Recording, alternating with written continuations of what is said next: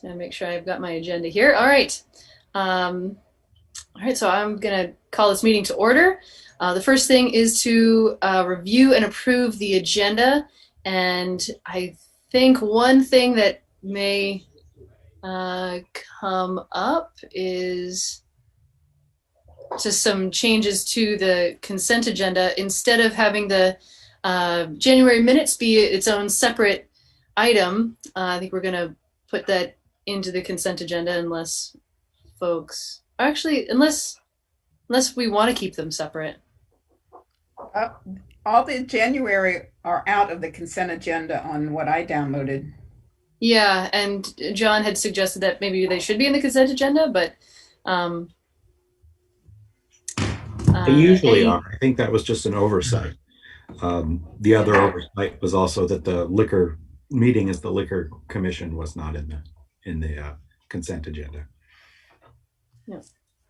I want to talk about the January 6th minutes, so I just as leave they stay out this time. That's fine. That it was okay. Just thought I'd it's worth checking on. Maybe we can move all but the January 6th minutes into the consent agenda, since there's other January minutes in there. Is that okay, Donna? Sure. Okay. Okay. Other than that, I don't think there are any other changes to the agenda, unless folks have any objections to that. Okay. All right. So without objection, we'll consider the agenda approved. So the next thing is general business and appearances. This is an opportunity for any member of the public or the council to address the group as on some topic that is otherwise not on our agenda this evening. If you have a comment on something that is on our agenda, then the time to do that would be just adjacent to or as a part of that agenda item. But if there's something not on the agenda that you'd like to address the council regarding, then now's the time. Donna, go ahead. Yes, I just wanted to mention the school board did make a decision on the SRO officer, and they voted not to bring it back. They had already taken it out of its budget. There was a little bit of confusion because on their agenda, it just said presentation, but they went ahead and they made a decision. It was a very lively report and discussion. I feel the takeaway was that the police, we really need to work on community relationships and working on, of course, all of our biases and racial issues, but also to build a relationship with people, we need to be proactive. And so I heard just a lot of fear and discomfort that use language on the national scene, applying it to us. And so I feel if we want to stand out, then we really have to work to stand out and to build our relationships in the community accordingly. That's all.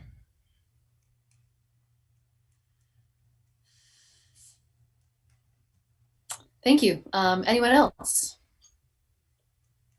And Cameron, are you seeing anyone? Ma'am, if you would like to speak and you haven't unmuted yourself, you can raise your hand or throw up a reaction.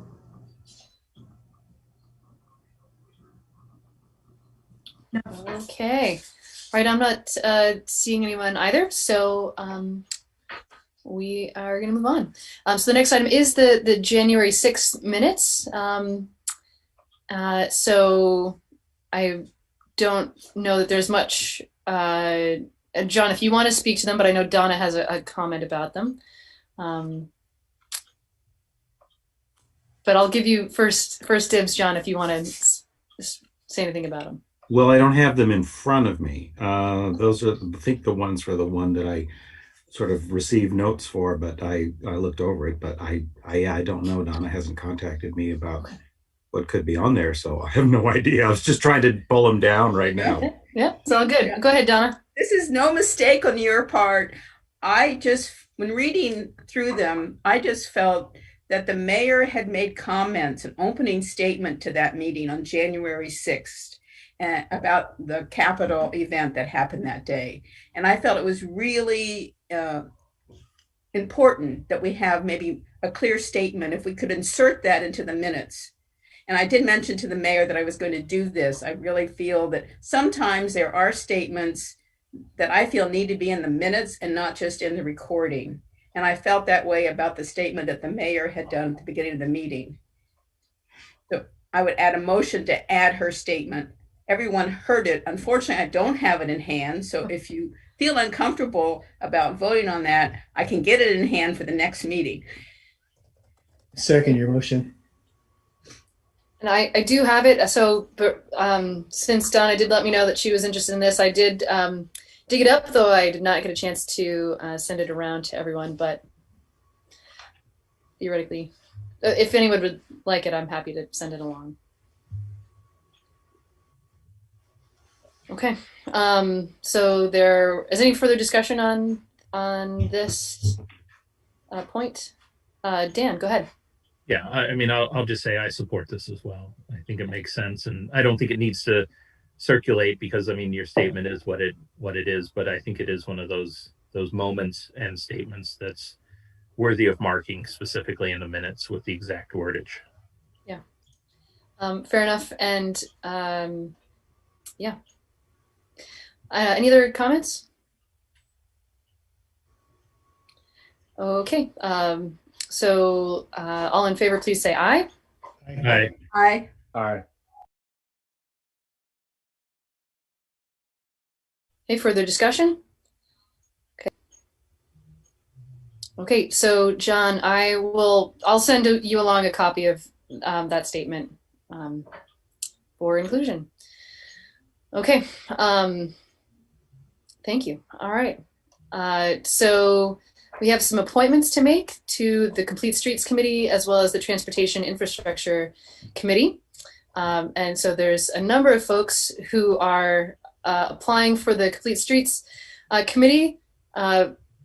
Thankfully, I think there are as many regular seats and alternate seats as there are applicants, though I think there may be some choice that we may need to make around the alternate position. Dan. Sure. Just a quick point of order. Are we going to approve the consent agenda before we go into the appointments? Well, so the consent agenda is actually not until after the appointments. Okay, that's fine. I just wanted to make sure. Yeah, fair enough. Fair question. All right, so I guess the first question I have is if anyone is here who is up for one of these appointments. Hanif, John, Lynn, Holly, Scott, Stephen, or for the Transportation Infrastructure Committee, Hanif or Christian. And I don't actually see any of those folks, to my knowledge, on the call. I don't either. Okay, if I'm wrong, we would love to hear from you.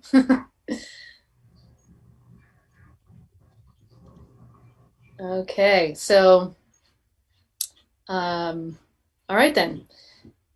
Seeing that as nobody is here, guess we won't be taking testimony on that. But I imagine since we do need to make some choices, that we probably should go into executive session. So is there a motion? I move pursuant to 1 VSA section 313 that we go into executive session for the purpose of considering a government appointment. Are we going to consider both committees? Yes. That was my, Okay. yeah. Yeah. Okay, and there's a second. Okay, any further discussion? Okay, all in favor, please say aye. Aye. Okay, and opposed. Okay, so we are all going to duck out of this meeting, but this line will stay open for those who are interested in rejoining or seeing the rest of the meeting when we rejoin. All right, see you in a bit.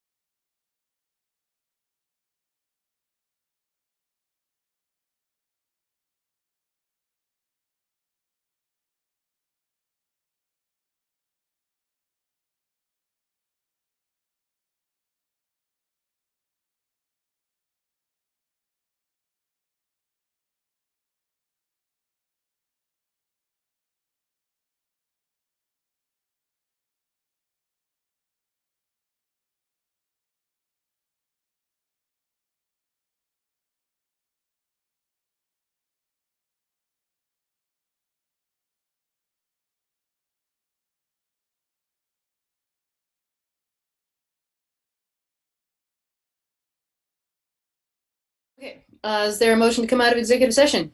So move. Okay. Motion and a second. Further discussion? All in favor, please say aye. Aye. Aye. Okay. And opposed? All right. Is there a motion? There is. I will make a motion that we appoint the following individuals to the Complete Streets Committee: Stephen Page, Scott Richardson, Holly Fowler, to seats on the Complete Seats Committee, and John Snell, and then Holly Fowler and Hanif Nazarali as alternates to Complete Streets Committee, and that we also appoint Hanif Nazarali and Christian Meyer as alternates to the Transportation and Infrastructure Committee. I'd make a correction. I would second it. Okay. Go ahead, Donna. Lynn Bottle is the alternate instead of Holly. Oh, my mistake. So Lynn Bottle as the alternate and Hanif Nazarali as the alternate to Complete Streets, and Holly to the full seat. Yes, I second that.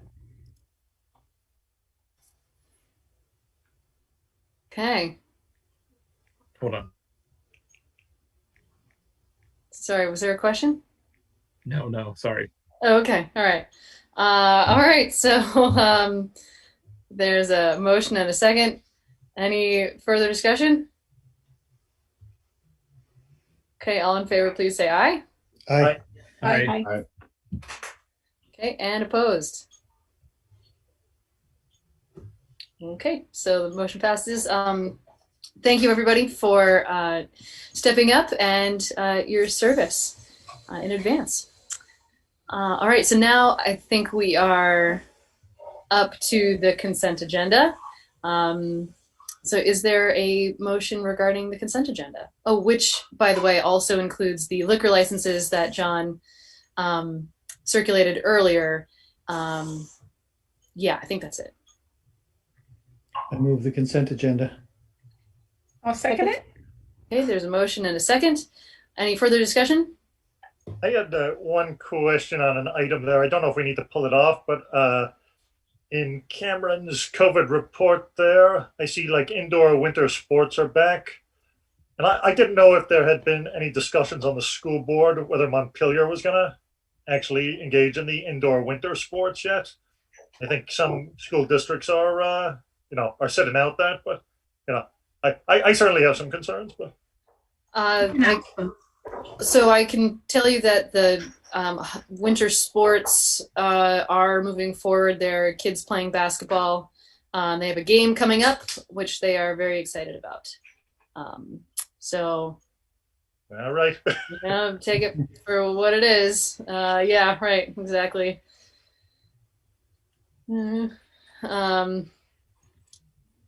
I realize that may not be. I don't know if that sparks any further questions for you, Connor, but No, I mean, I don't think it's our call, but with the outbreak at the ice rink pretty recently, I'm a little nervous and haven't played varsity basketball. It's pretty hands-on sport, so a little concerned, but not our call. Yeah, okay. Well, we'll keep following it, and if we need to make our own adjustments, I think that is within our purview. I think, right? As it pertains to safety. Mm-hmm. All right. So there's but you're not pulling the item off the agenda, right? Okay. So there's been a motion and a second. Any further discussion on the consent agenda? Okay. All in favor, please say aye. Aye. Aye. And opposed? Okay. All right, so the consent agenda passes. All right, so we have an upcoming public art project, and I think there are some folks here who may be prepared to talk about that. So yeah, I guess I'll turn it over to that crew. I see. Hi. Excuse me. I'm Sabrina Fadile. Hi, Sabrina. Yes, go ahead. Hi. So I'm here representing Montpelier Alive Design Committee. And Rob Hitzig is also here for representing the Montpelier Art Commission. I've been in classes all day online, so I'm bleary-eyed at this point. So anyway, the community quilt project, the tumbling blocks, I'm hoping you will have all seen flyers, and I'm wondering if you all have any questions that need answering. We've been approved, it's fully funded via Montpelier Alive and a grant from AARP, and we have the Montpelier Art Commission approval and the site, and everybody's on board. So we're hoping you all are too. That's great. Any questions? Donna, go ahead. I'm sorry to say I haven't seen your flyer, so I was wondering what's the date range of the project as far as making decisions? We will be, we are underway in this, and the deadline for submissions is February 12th. And then we will be installing around the equinox. The date isn't pinned down, but we're looking around March 22nd, 23rd. As a 1-year remembrance of our close down of COVID and really that impact on life. And so to be able to have a virtual opening at a live open gallery space where community members can walk through the transit center or drive through and find their artwork. And I have to say the submissions that have come in so far are stunningly beautiful, including the toddler scribble all over one template. You know, it's just this myriad of fabulous expression from everyone in the community. It's exciting. So the timeline is that the panels will be installed for a year. And with the arrangement we have made with the Montpelier Arts Commission is that after a year, we will evaluate the condition. And if they're still in good condition and there's no other artwork lined up to take its place, that it will stay up for another year. And so we'll just kind of keep rolling on that. That's the idea. But it is intended as a temporary thing.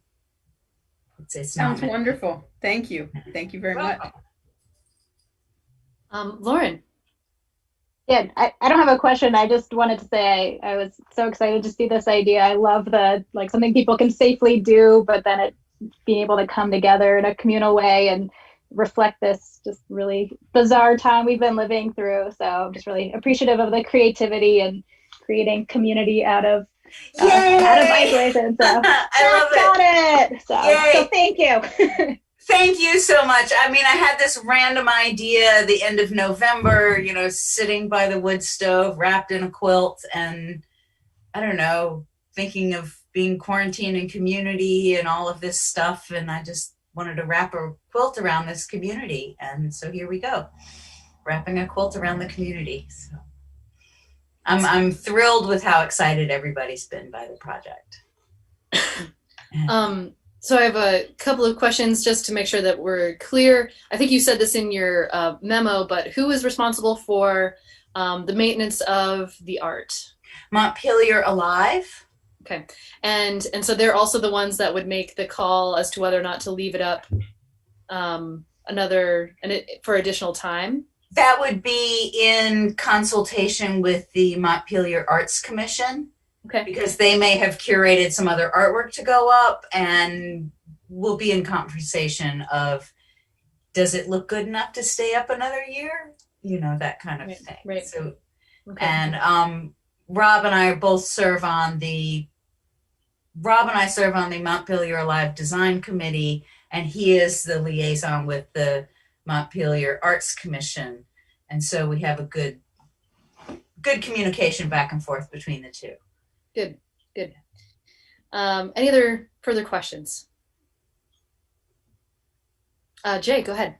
Yeah, not a question, but Sabrina, I love the spirit, and I love your work, and I'm so thankful for this. I did see the template that went out in the bridge a while ago, and I feel like I appreciate that you're trying to engage the community as much as possible. And I have nothing but faith in what you will create in partnership with Rob and the Arts Commission. But thank you for bringing more art to our city. I love it. Thank you, Jay, and it's nice to see you again. You too. Yeah. Great. Any further comments or questions? Okay.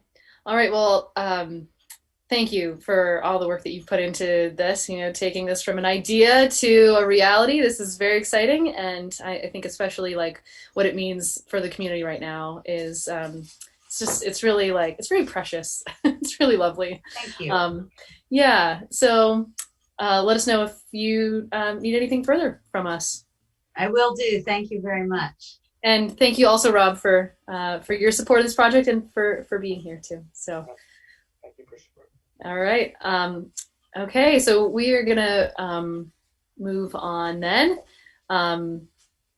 to some potential zoning amendments. This is not a public hearing.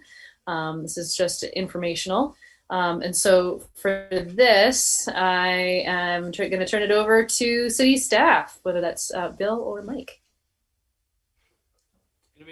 Gonna be me. Okay. Right? There may be people. This was warned in the paper as a public hearing, so there may be folks who may want to have public comment. It wasn't put on the agenda as a public hearing, though. So.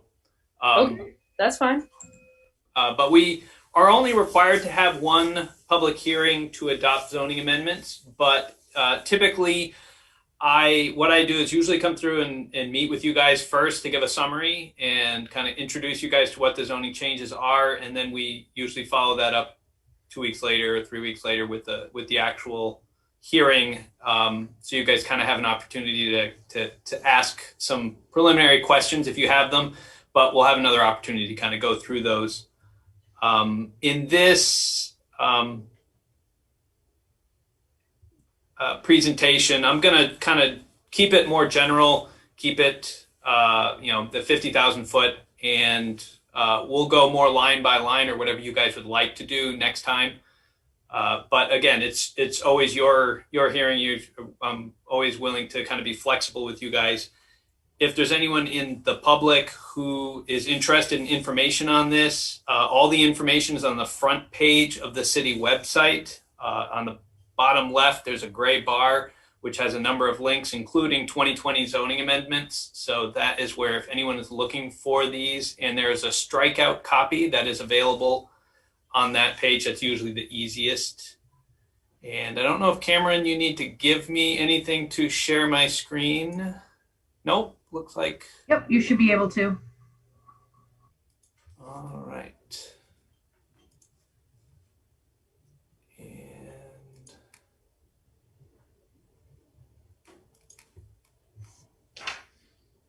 all right, so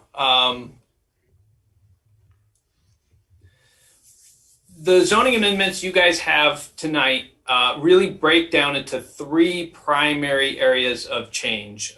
We had a first set of changes that had come in because we've been talking for the better part of a year with folks in the Sabins Pasture development team, and a couple of barriers to their ideas came up.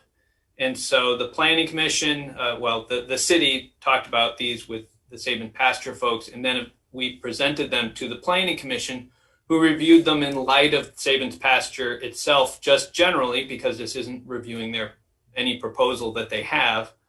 And then also looked at the implications across, what would be the impacts on other projects around the city if we made some of these changes. And I'll go through each of these in a bit. The second group is the housing related changes. So that was partly due to some statutory changes that were adopted by the legislature last year. And we also made a few other changes that were not statutorily required, but we had felt would make the administration of residential uses a little bit easier. And then as usual, we have a set of miscellaneous changes that are mostly minor and technical that we come up as we discover little things in the regulations that aren't quite accurate or aren't quite working right. So the three Sabins related pieces, the first one is in traffic in the conditional use. So the issue that came up there was how we regulate the traffic requirements within the conditional use section, and although there were some proposals that were made, the one the Planning Commission felt most comfortable about was removing the level of service as a requirement. So the requirement for traffic is not to have undue impacts on traffic. And one of the guidelines was that it couldn't make the level of service of an intersection worse. And this could come up for a number of reasons in a number of places, but obviously a project in Sabins Pasture could have an impact on any number of intersections. And it was felt that it really wasn't the best metric. And it's a metric that across the country people have been moving away from. So California has stopped using level of service as a requirement for traffic studies. We should just look at them in the subjective cost benefit of, if a level of service, say, were to decrease by 15 seconds at an intersection, but you could build 300 units of housing or 200 units of housing or 100 units of housing. Well, there's a balancing act that the Development Review Board could do, but with the level of service requirement in there, we would be unable to approve that project. And that's not just this project, but any. So that was one. And then we organized it also to clean up what is a requirement and what is a guideline. And so those are in section 3303. The second area that was a problem is the new neighborhood PUD, which is a requirement. As it was written, it was a requirement for any project in the riverfront district. And that became a problem because it was originally proposed because it was the original zoning had both the upper and the lower Sabins Pasture in the same zoning district. And what happened is when it got split into two zoning districts, we ended up with the new neighborhood still being a requirement in the bottom of it, but they don't need any of the benefits of a PUD. So usually what it is it's a trade-off. If you do more, if you want more density, then you have to do more of these other things. But in this case, they don't need any density bonuses. So they can still do a new neighborhood PUD if they like, but it's no longer going to be required. And then the third change for Sabins Pasture was there was the traffic requirements for subdivisions were different than the traffic requirements for conditional use. And what we did was made them the same. So those were the three. These I'll go through a little bit quicker. These are the housing related ones that were required by state law. One is in non-conforming parcels, which just has to do with you now cannot, any parcel with water and wastewater must be allowed to be developed regardless of its size. And that's just a change of state law. The second is in the use table. The use table is figure 215. So 1 unit to 4 unit buildings can no longer be denied for character of the area. That's the new state law. So we therefore adjusted any of our uses that were conditional uses and made them permitted uses. Character of the area is a requirement within conditional use review. So because we can't really regulate character of the area any longer, there's no other requirement in conditional use that really would trigger anything. A 4 unit building is never going to have a traffic impact, and it's never going to have impact on the facilities. So we recommended adjusting those from conditional uses to permitted uses to meet that requirement. And then there were some subtle changes to accessory dwelling units, such as under our previous rule, it was only studios and 1 bedrooms that could be ADUs, and now under state law, any size, you could have a 2-bedroom accessory dwelling unit now. So we had to make some small adjustments. The housing related ones that are not required, that were not required by that, the residential uses that had been in our current zoning kind of had some gaps and inconsistencies, and you don't really find these till you start getting in there. Like, we had a specific use of rooming and boarding houses, but it wasn't in the use table. So you have these weird things that just needed to get cleaned up. And so what we did was reclassified all residential uses into 3 different groups. One are thinking of them as dwelling units, and this is what most of us think of: your 1 unit, 2 unit, 3 unit, 4 unit, or multifamily housing.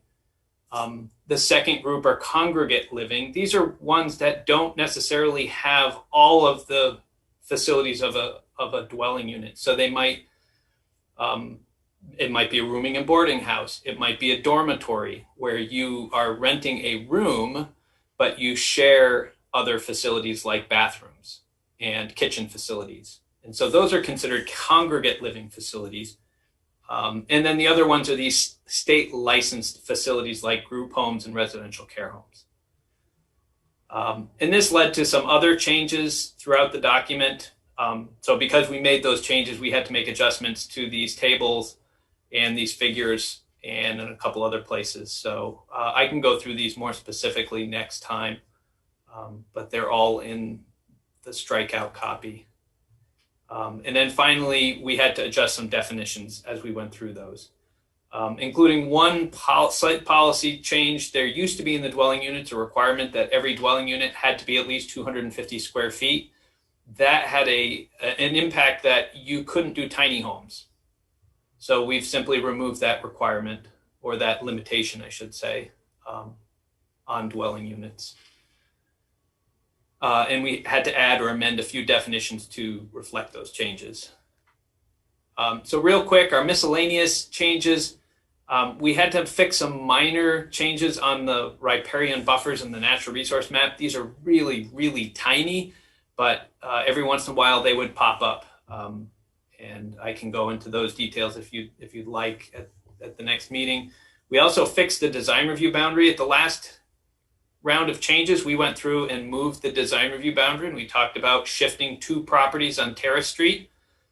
And for whatever reason, 5 properties on Terrace Street got moved. So it wasn't caught when we put the map in the warning, and therefore, because the map that was in the warning was wrong, we have to go through and fix it. So this is just to go and put things back to where they were supposed to be from the last meeting.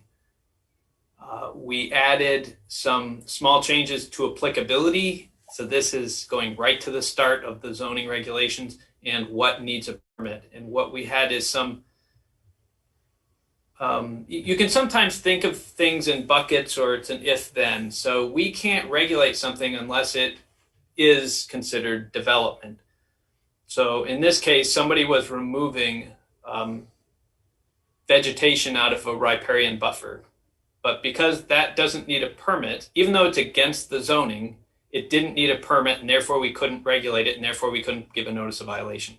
So by putting it in as a trigger, in the definition of development, we then have the opportunity to look at something like development in a wetland or development in a riparian buffer, or removal of vegetation, I should say, in those areas. So it's a legal technical thing, but it cleans things up. We also added some rules to make reasonable accommodations for ADA easier. We made a few technical fixes. We had to make a strike in the sign requirements because it was regulating content, which is now unconstitutional by a federal Supreme Court decision. We made an adjustment to fences. That used to be that you could have an 8-foot fence on Class 1 highways, which could allow someone to have an 8-foot fence on Route 12 or Route 12 or Route 2, and didn't seem like that was appropriate or what was intended. And a number of these were just cleaning up some other points, including adding river hazard areas to the natural resources requirement for new subdivisions. Which is just a requirement that FEMA has for the NFIP. If we do it, it's part of our community rating system, our CRS. And if we do this, we get more points. And we missed out on those points last time, but it's an easy requirement. It just means if you're going to subdivide, you have to show us on the subdivision where the river hazards are. kind of makes sense. And lastly, we made some other changes to definitions that were not related to housing, including definitions of accessory structures.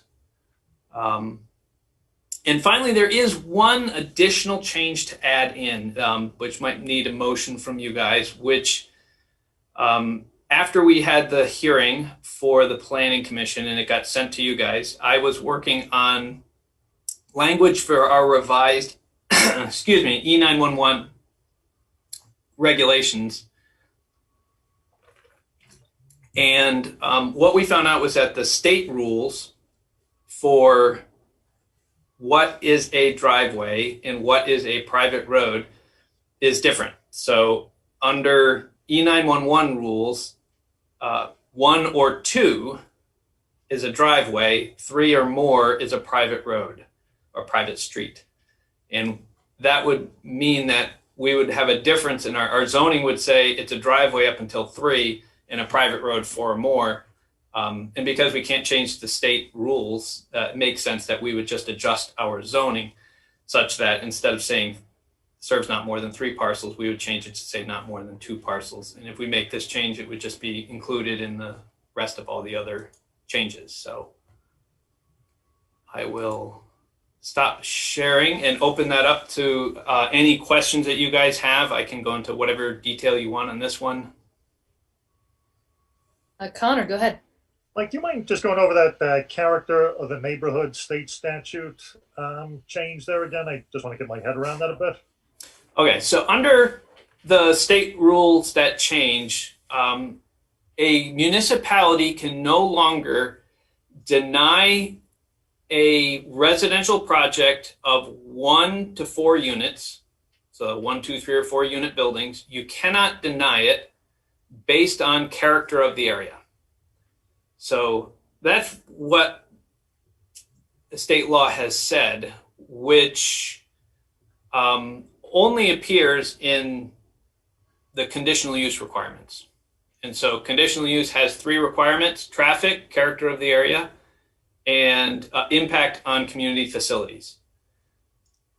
So because a 1 to 4 unit building is so small, it's never going to have an impact on traffic. It's never going to have an impact on community facilities. It's not going to impact our schools or our fire or our police. So it really, now that we can't do character of the area, it really could never be denied for anything there. So we just shifted that category. And there weren't too many. Most of our residential uses were already permitted. But in a few districts, we had to shift them from conditional to permitted, which I think is probably a good thing. Got it. Thanks, Mike. Dan, go ahead. Yeah, just to maybe put a capstone on that. When you're saying that, Mike, it's now 1 to 4 units is either permitted or it's not permitted in a particular zoning district. Correct. Right. So there's no conditional use, that third category. Correct. Okay.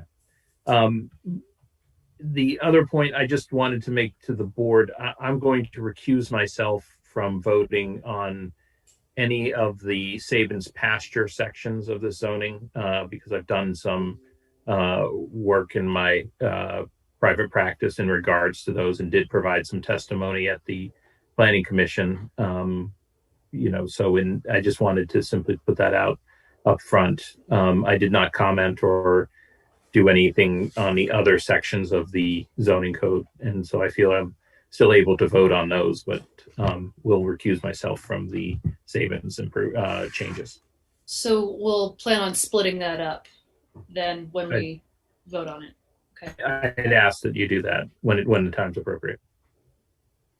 Actually, also on a procedural note, so Mike, that last bit that you mentioned about the driveways, the definition of driveways. So I guess, can you just clarify again the process there? Because that was not a change that was approved or recommended by the Planning Commission. That needs to be added separately? it could be added into the slate. I mean, we've got enough attorneys who can chime in if I'm not perfectly correct, but the way the council hearings on these go is that the council can make whatever changes they like, and if they are substantial changes, or will have a substantial impact on policy, then it goes back to the planning commission for them to make a determination. My professional opinion as a planner is shifting the definition of driveway from 3 to 2 probably is not a substantial change and would probably not warrant sending it back to the planning commission for public comment and input, but that would be your call to make on that one. Okay. I do have a couple other questions, but I want to give others the opportunity if you all have questions. Lauren and then Dan. Yeah, just I was glad to see the addition of the vegetation removal. Seems like a great way to make sure that we're picking up those important changes in buffers and wetlands. For the traffic changes that are being proposed, I was just curious, does that provision, have you seen that historically ever trigger like redesign or anything that has been beneficial? Like, are we, by excluding that, or, are you missing anything that historically has resulted in better projects for the community, or, avoiding impacts to traffic, like through creative redesign or anything? We will still have the flexibility as this is written, because the requirement is still, I'm just flipping to it really quick. So the overall standard is still that the applicant shall demonstrate that the proposed development will not have an undue adverse effect upon traffic in the area. And the board still has the right to minimize and mitigate the amount of traffic. So we still would have the ability to say require a turning lane if it was that's a common one you'll see in Act 250. Somebody's putting in Home Depot and they've got to put in a turning lane in the state highway. Those requirements we could still do. We could still require mitigation. We could still require turning lanes. So I think the flexibility and we're still going to get the public comment or the comment from DPW and the engineers as to the impact. We could require the project to be smaller if we felt that, say a project was going to have 100 housing units, but according to the traffic analysis, 50 units would not have an undue effect. We could require the project to be smaller. But what the change we made was really to specifically try to remove those requirements that were getting into level of service, because what ends up happening inevitably with the level of service is somebody has to be the last one. So somebody could come in and in a Class A intersection that's operating really well, they could do add a lot of traffic, make it just at the end of Class C, and then somebody else has a really small project that will trip it from Class C to Class D, and that one will be denied. And so really you don't get the opportunity to look at, because it's tied to level of service, you can't require the first one to do more because it didn't break the rule. But you have to hit the last one who's making a small change. So it gives you a little bit more flexibility at the DRB level, and also gives you the ability to weigh in some cases, what is a pre-existing condition. We know the Berry Street intersection is a problem, and we know it has a proposed solution. And that proposed solution is going to make enough changes. But the question is, what impact would a project in the Sabins area, just using that as the example, have on that intersection? And how do you weigh that? If the new improved intersection will be going from from an F to an E, and we're going to use some TIF funds to do F to an E, it's still worse than a C. We had all these things that just kept tripping ourselves because we couldn't get around this level of service requirement. That that kept coming in. So that's really where the planning commission came down on the issue, is that we have the flexibility, but we don't need the level of service, and the level of service causes problems.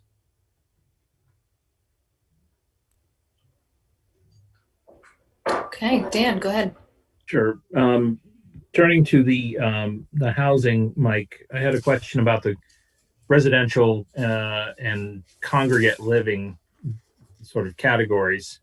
To what extent are these going to, or do they intend to, or do you think will functionally affect, say, people's use of their properties as Airbnbs, where they may rent out a room and share facilities, such as kitchens or bathrooms?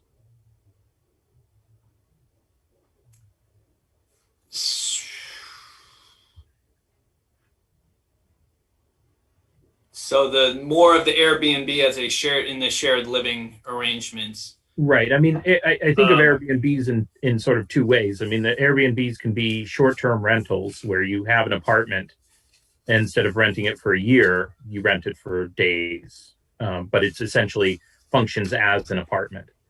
But there's also a number of Airbnbs where people say, I have a spare bedroom, I'm going to rent it out. You share the kitchen and the bathroom with me. Yeah, I think there's a court decision that's kind of more in your area about how the state has been seeing those the Airbnbs kind of as single family, as a use of a single family home, and whether it's Airbnb or not, it's still considered a single family home. I can see how there can be some gray in there. We would probably we had some additional clarification in 3111, which, if I can find it really quick, which is, it's on its own page on number 2, that unless expressly stated otherwise, in a specific provision of these regulations, occupancy type is not a consideration in the approval of any dwelling unit or congregate living facility. So whether the facility is owner occupied, rental occupied, condominium, lease, timeshare, or other occupancy or ownership type. So our intention is to stay out of the regulation of occupancies, because we can, but it's just a much more complicated. It would become a change of use if you had a single family home timeshare as opposed to a single family home for a single family home. And I think I would probably be thinking of the Airbnb along that same line, as it's just more of an occupancy than it is actually a congregate living arrangement. But I could look at seeing if that needs clarification. I could talk about it with Meredith and see if we think that needs clarification. Yeah, I mean, I think that was just my concern, is that it might have that unintentional effect unless the trigger is fairly clear to either exclude because of because there's an argument, isn't there, that that's effectively a change of use. If you have a single family home and you start advertising it as an Airbnb, where it's effectively a congregate living, that it might and I'm thinking along the lines of either a neighbor that has an issue because all of a sudden their quiet neighborhood street has 3 cars parked in front of it, or there's a loud party one night, or the normal issues that drive these kind of things. The more I think about it, I might actually, it'll be interesting. We'll have to chew it over, but I could actually see it as a congregate living as well, because we are the dividing line that we had been talking about for congregate living was whether or not you shared facilities. So roomy, are you renting a room and sharing the kitchen and bathroom facilities? You have your own key to your own bedroom. You are clearly, you have no say in who's living in the next room over from you, because you're just renting by the room. That's going to be congregate living. So I think there may be some subtleties in there. If they're renting a room, are they, strictly,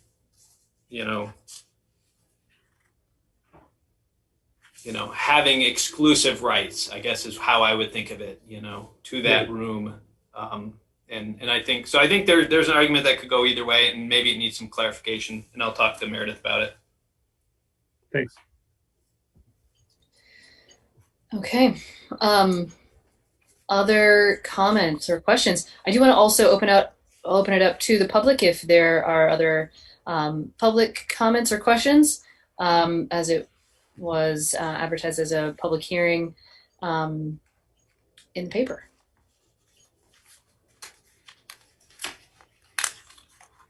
Jack, go ahead. Just a very quick comment, which is that I really appreciate these presentations we get from you, Mike, whenever we have this massive block of text that you're proposing to change, and we have all this stuff we need to work through. Your presentations always make it much more comprehensible, and it's a real help.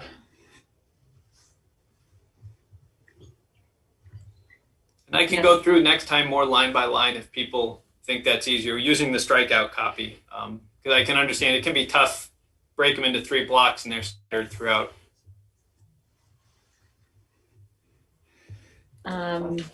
Any other comments or questions?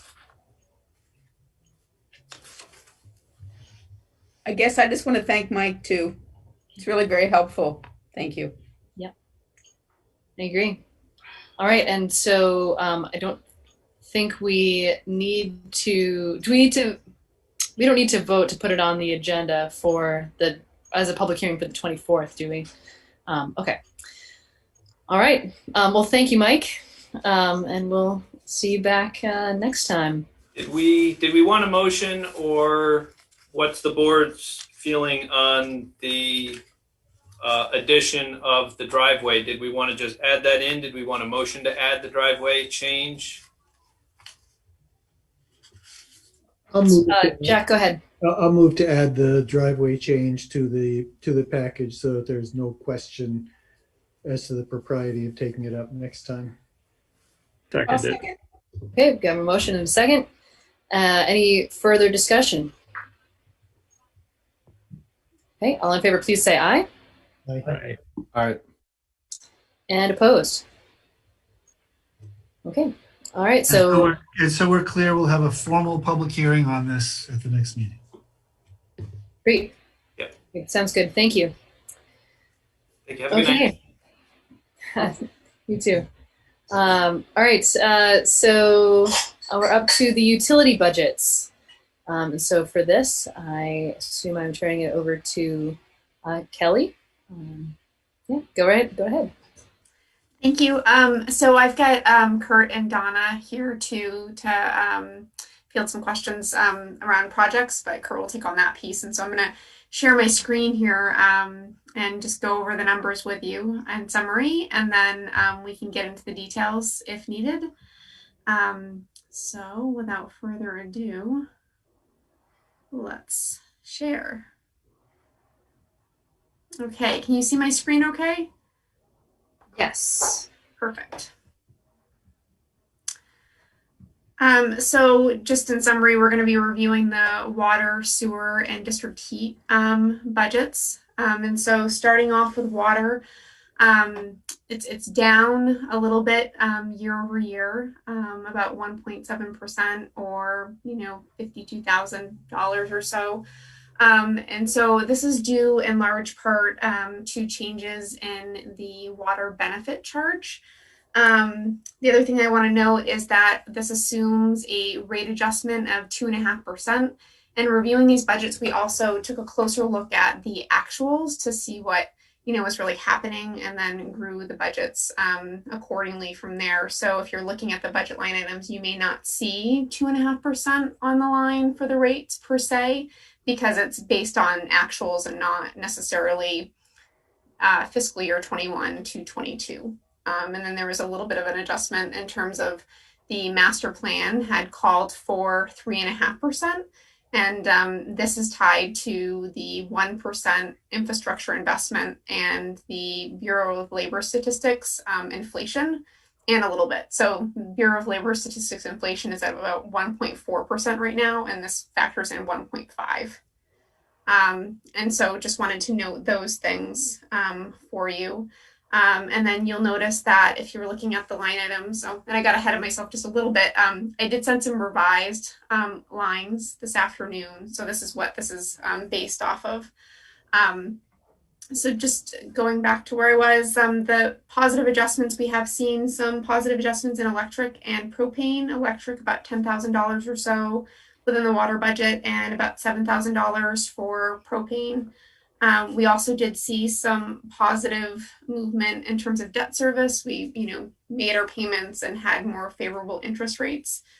So that's working in our favor. And then going on to, the heart of, what we're doing to continue steady state, our capital improvements. So we've got Cumming Street coming up, and that's $30,000 that will be in-house. That's materials only. So I just want to stress that. And then in addition to that, we've got a Route 2 railroad crossing line and the Main Street water line for about $200,000. And there are, other items that might factor in depending on how much those projects end up coming in at. And then from there, the finished water pump rebuild is about $80,000. So that's at a high level what's going on within the water fund. And I'll keep going and then take questions at the end, unless if you have specific ones related to water right now. Okay, I'll keep going. Thanks. So the sewer fund, you'll see that we're up quite a bit, but that is mostly due to the water resource recovery facility revenues that we're getting based off of our operational and performance contract with our upgrade. And so I've noted what is related directly to revenue. So we'll see an increase in revenue based on the high strength solid stuff waste that we'll be able to take in, $255,000 or so. The total package for the revenue and energy operational savings is just about $460,000. So those items are adjusted within the lines for the expenditures. So you'll see those savings coming off on the expenditure lines. And then we did adjust rates again by the same 2.5%. You will notice that with the sewer rates in particular, it's a 2.5% adjustment, but it's grown off of the actuals because we're not actually seeing the increase year over year. If we would have gone off of the 21 numbers, we're just at a odd point. And so I want to take a moment to stress that much like with the general fund budgets and the other details that we've been discussing, this development really is kind of a hold the line approach. There probably will need to be future investments in our infrastructure, but this should work for now. It's not going to be this way. We're hoping things will get better, I guess is what I'm trying to get at. And so just moving on, we see positive adjustments, like I mentioned above, in terms of some of the operational savings that we'll see coming through. Electric, propane, water, solids, those things are going to be to the good for us in the expense lines in the form of cost savings. And then I also want to note debt service. We've got payments that have been made in favorable interest rates. However, the resource recovery facility payment for debt service is coming due in fiscal year 22 for both semi-annual payments, but then it actually starts in March of 21. And then I also want to note that there is $15,000 in the lines for the plant for an upgrade to the bathrooms. And then in terms of capital improvements, this includes funding for State Street. So there's a sewer line down by the Capitol complex for about $300,000. That is near where the Black Lives Matter sign is. So we'll just need to account for that as we do the work. It needs to be done, but we also don't want to disrupt the sign either. So I just wanted to mention that. And then the next slide gets into the upgrades at the plant. And then we're also funding a screw screw pump rebuild. I've learned a lot in this process about, you know, what's in these budgets, and Kurt can kind of share the details if needed. So moving on to the treatment facility upgrade.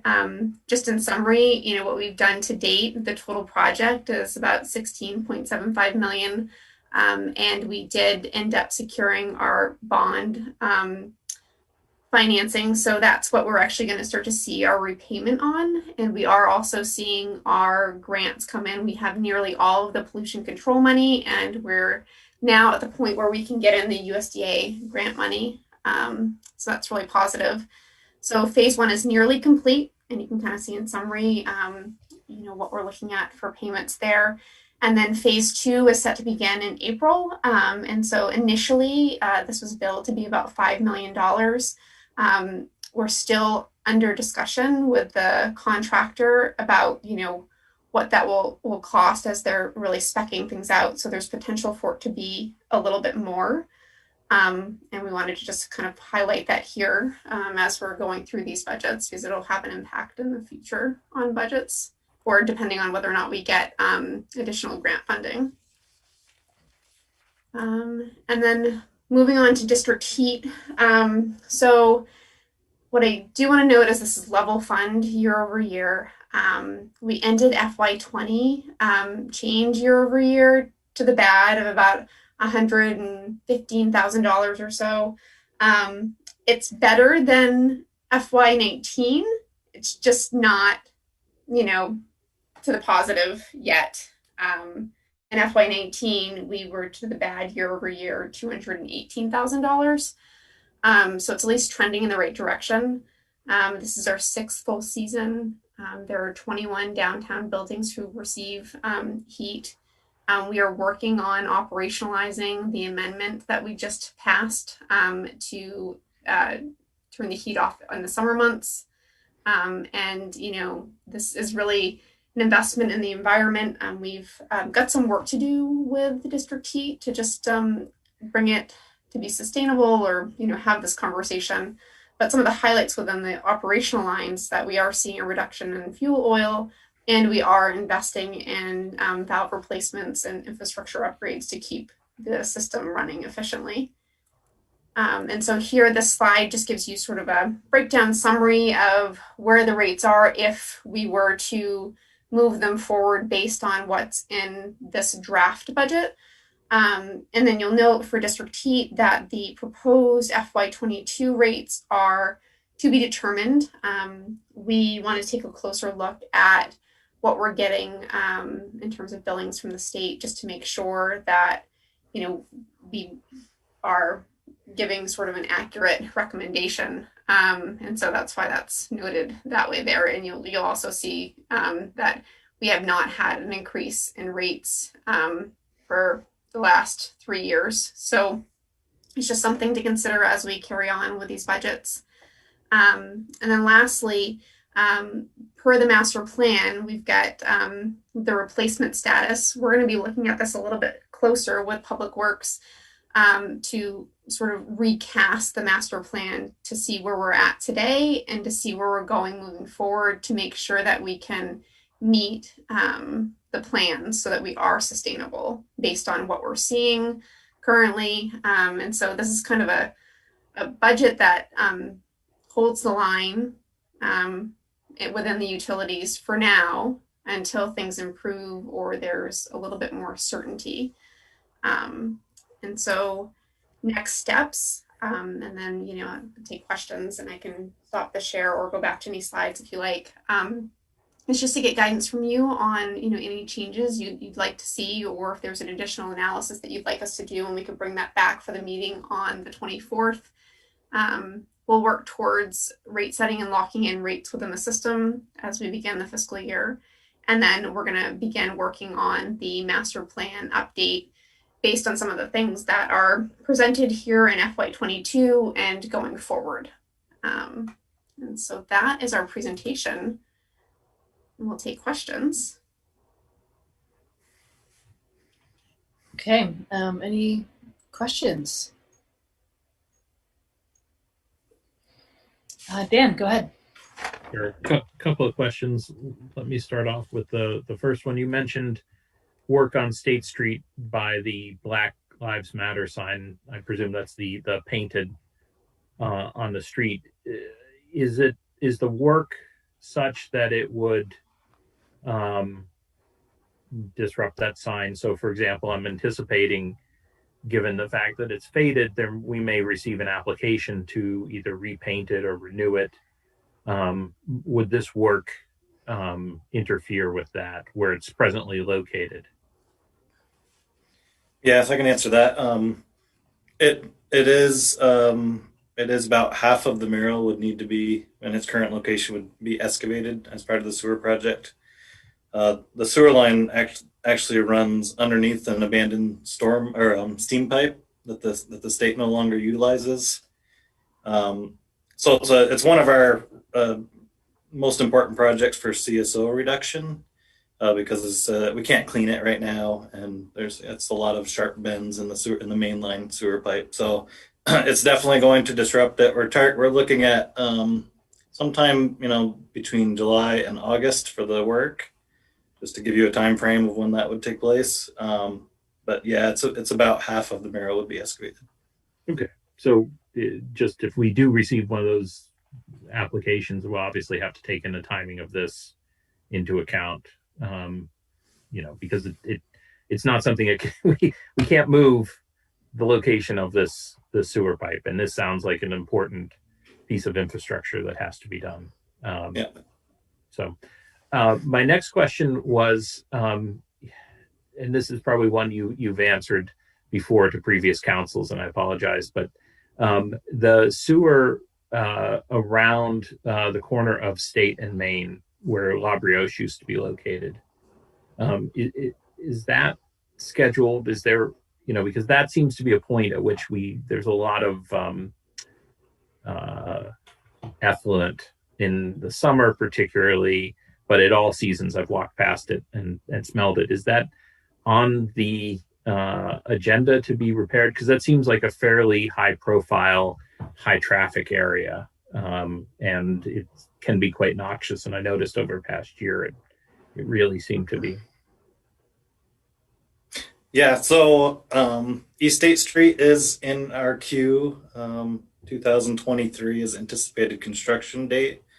The reason there are odors there, right at the bottom, the storm system ties right into the sewer main. And so you do get some venting of odors, through the storm structure. That also is another big CSO contributor. So all of East State Street is essentially separated, except for the bottom, 2 catch basins, but then it all goes right back into the sewer. So the entire street that stormwater is contributing to, our sewer overflow issue. So yeah, it is in the queue. We're going to start design work this summer, survey and investigation, smoke testing, things like that. But we're anticipating funds will be available in 2023. Okay, and there really wouldn't be a way to bump that up the chain, because it sounds like you're just starting to factor in design issues and really solving the problem. Right.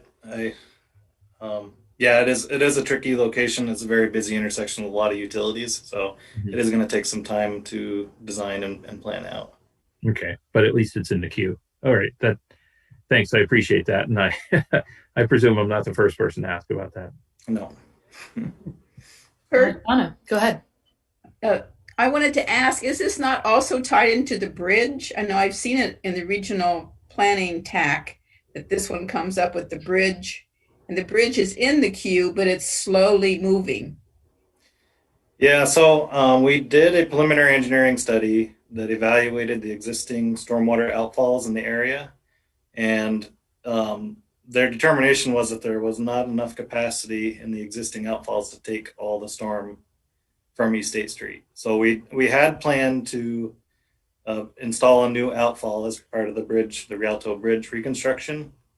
I think because that project is lagging so much, we're going to look at alternative methods for separating some of the storm.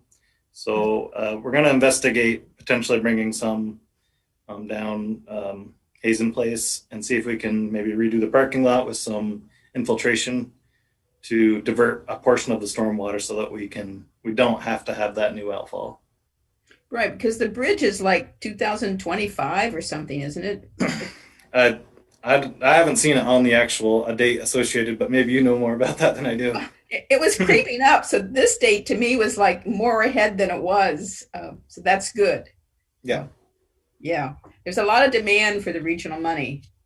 Just a lot of demand, not enough funds. Right. Thank you. Jack, go ahead. Thanks. Kurt, am I right that that area of sewer line on State Street, when we were hearing a presentation last year about CSO, there were also issues with the level going up and down in there, which makes it hard to clear that. A couple of years ago, we did have a blockage or a collapse in the pipe itself, and it ended up being sort of an all-night project to repair that. So there's definitely issues with the sewer line. Also, we have a lot of water leaks on East State Street. Even in the part that was replaced in the 90s at the bottom, we're getting a lot of corrosion in the ductile iron pipe. So the street really needs a full utility replacement, as well as stabilization for the roadway. I'm sure you've all noticed the heaves and the bumps on the road. So it's going to be very similar to the Northfield Street project, as essentially a complete reconstruction. So it's a big undertaking, and that's why we sort of have to wait till the funding is available, not in just the utility funds, but also in the capital improvements plan. Thanks. Also, I see we're seeing some increased revenues being generated by the water resource recovery facility upgrade, and that's good to see. Yeah, absolutely.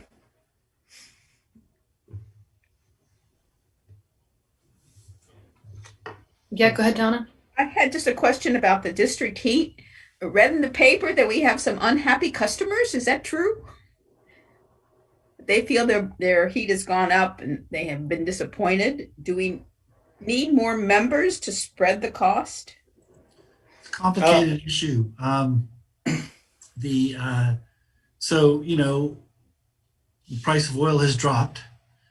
So the price of district heat in relation to that is not favorable right now. And that was not the case when this went on and not what the projections were. So I don't think we have unhappy customers. In fact, I know we don't have unhappy customers with regard to the service that they're receiving, the heat they're getting and that kind of thing. But I think there are those that wish this cost less. I mean, we all made a calculated risk, and I can't say that I blame them. Certainly more customers would be a good thing, but the challenge. So a couple challenges with that. One is we're limited to the loop that we have, because unless we had enough customers that for which a capital cost was worth it for the amount of revenue they'd bring in. We've looked at a couple of places, extending the line, and the finances just don't work for it. So it would have to be something that makes sense and works. The second thing is, I think even people that might be interested right now at the price of oil, it's not necessarily the optimal time to do that. We have at least one interested customer who would like to do it just because they think it's the right thing to do. And we're working with them, but I don't know, when they're going to have. And then the third disincentive for a customer is they also have to pay to convert their building. Sometimes they have to do the initial hookup. Mm-hmm. So we're looking, I think Senator Perchlik, with his day job at the Clean Energy Development Fund, had indicated they might have some money to help people with that, reduce the cost of the connection. So we've got to put that together, but it's tricky right now. It's just it's the biggest and most likely buildings to go on went on when we built. So now we've got smaller buildings, but we try to push it whenever we can. Well, I appreciate the information. I think it's important to sort of counter some of the things that have been printed. So thank you. I also just want to clarify something that comes up in conversation every now and then, which is about our water main breaks. So just to clarify, when we have water main breaks, the funds that go to repair that, does that come from the water fund, or does that come from our capital improvement money? It does come from the water fund. We have a line item in the water fund for street repairs, which is, directly related to leaks. Mm-hmm.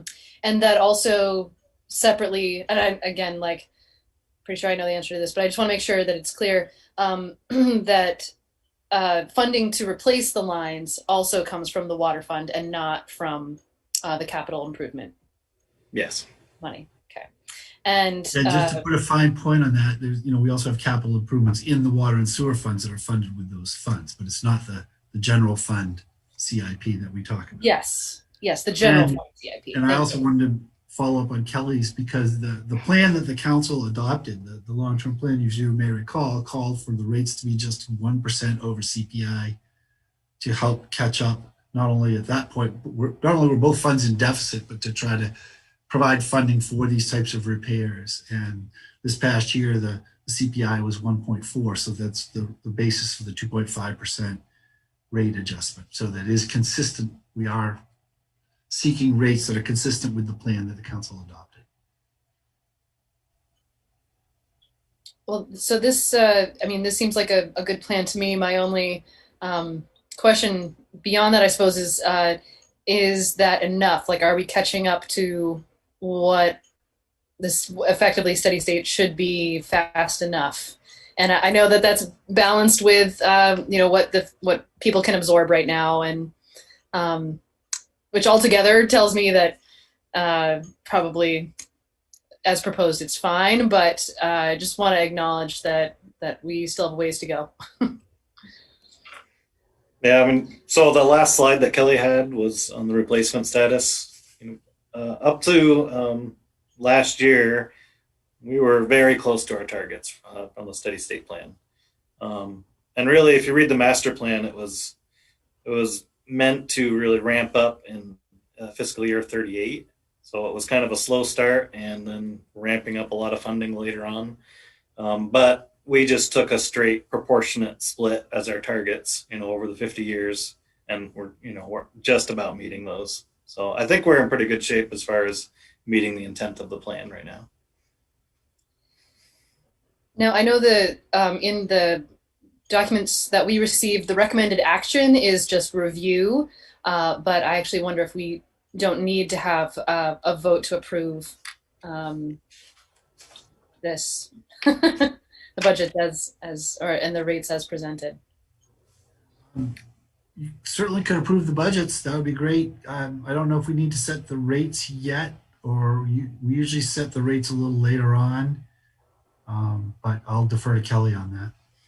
Yeah, that's right. Yeah, if you wanted to approve the budgets, that would be good. The one thing that I do want to know, just sort of a caveat, is with the district heat rates. We want to just take a look at them and see, what the recommendation might be at rate setting. And so the budget is level fund.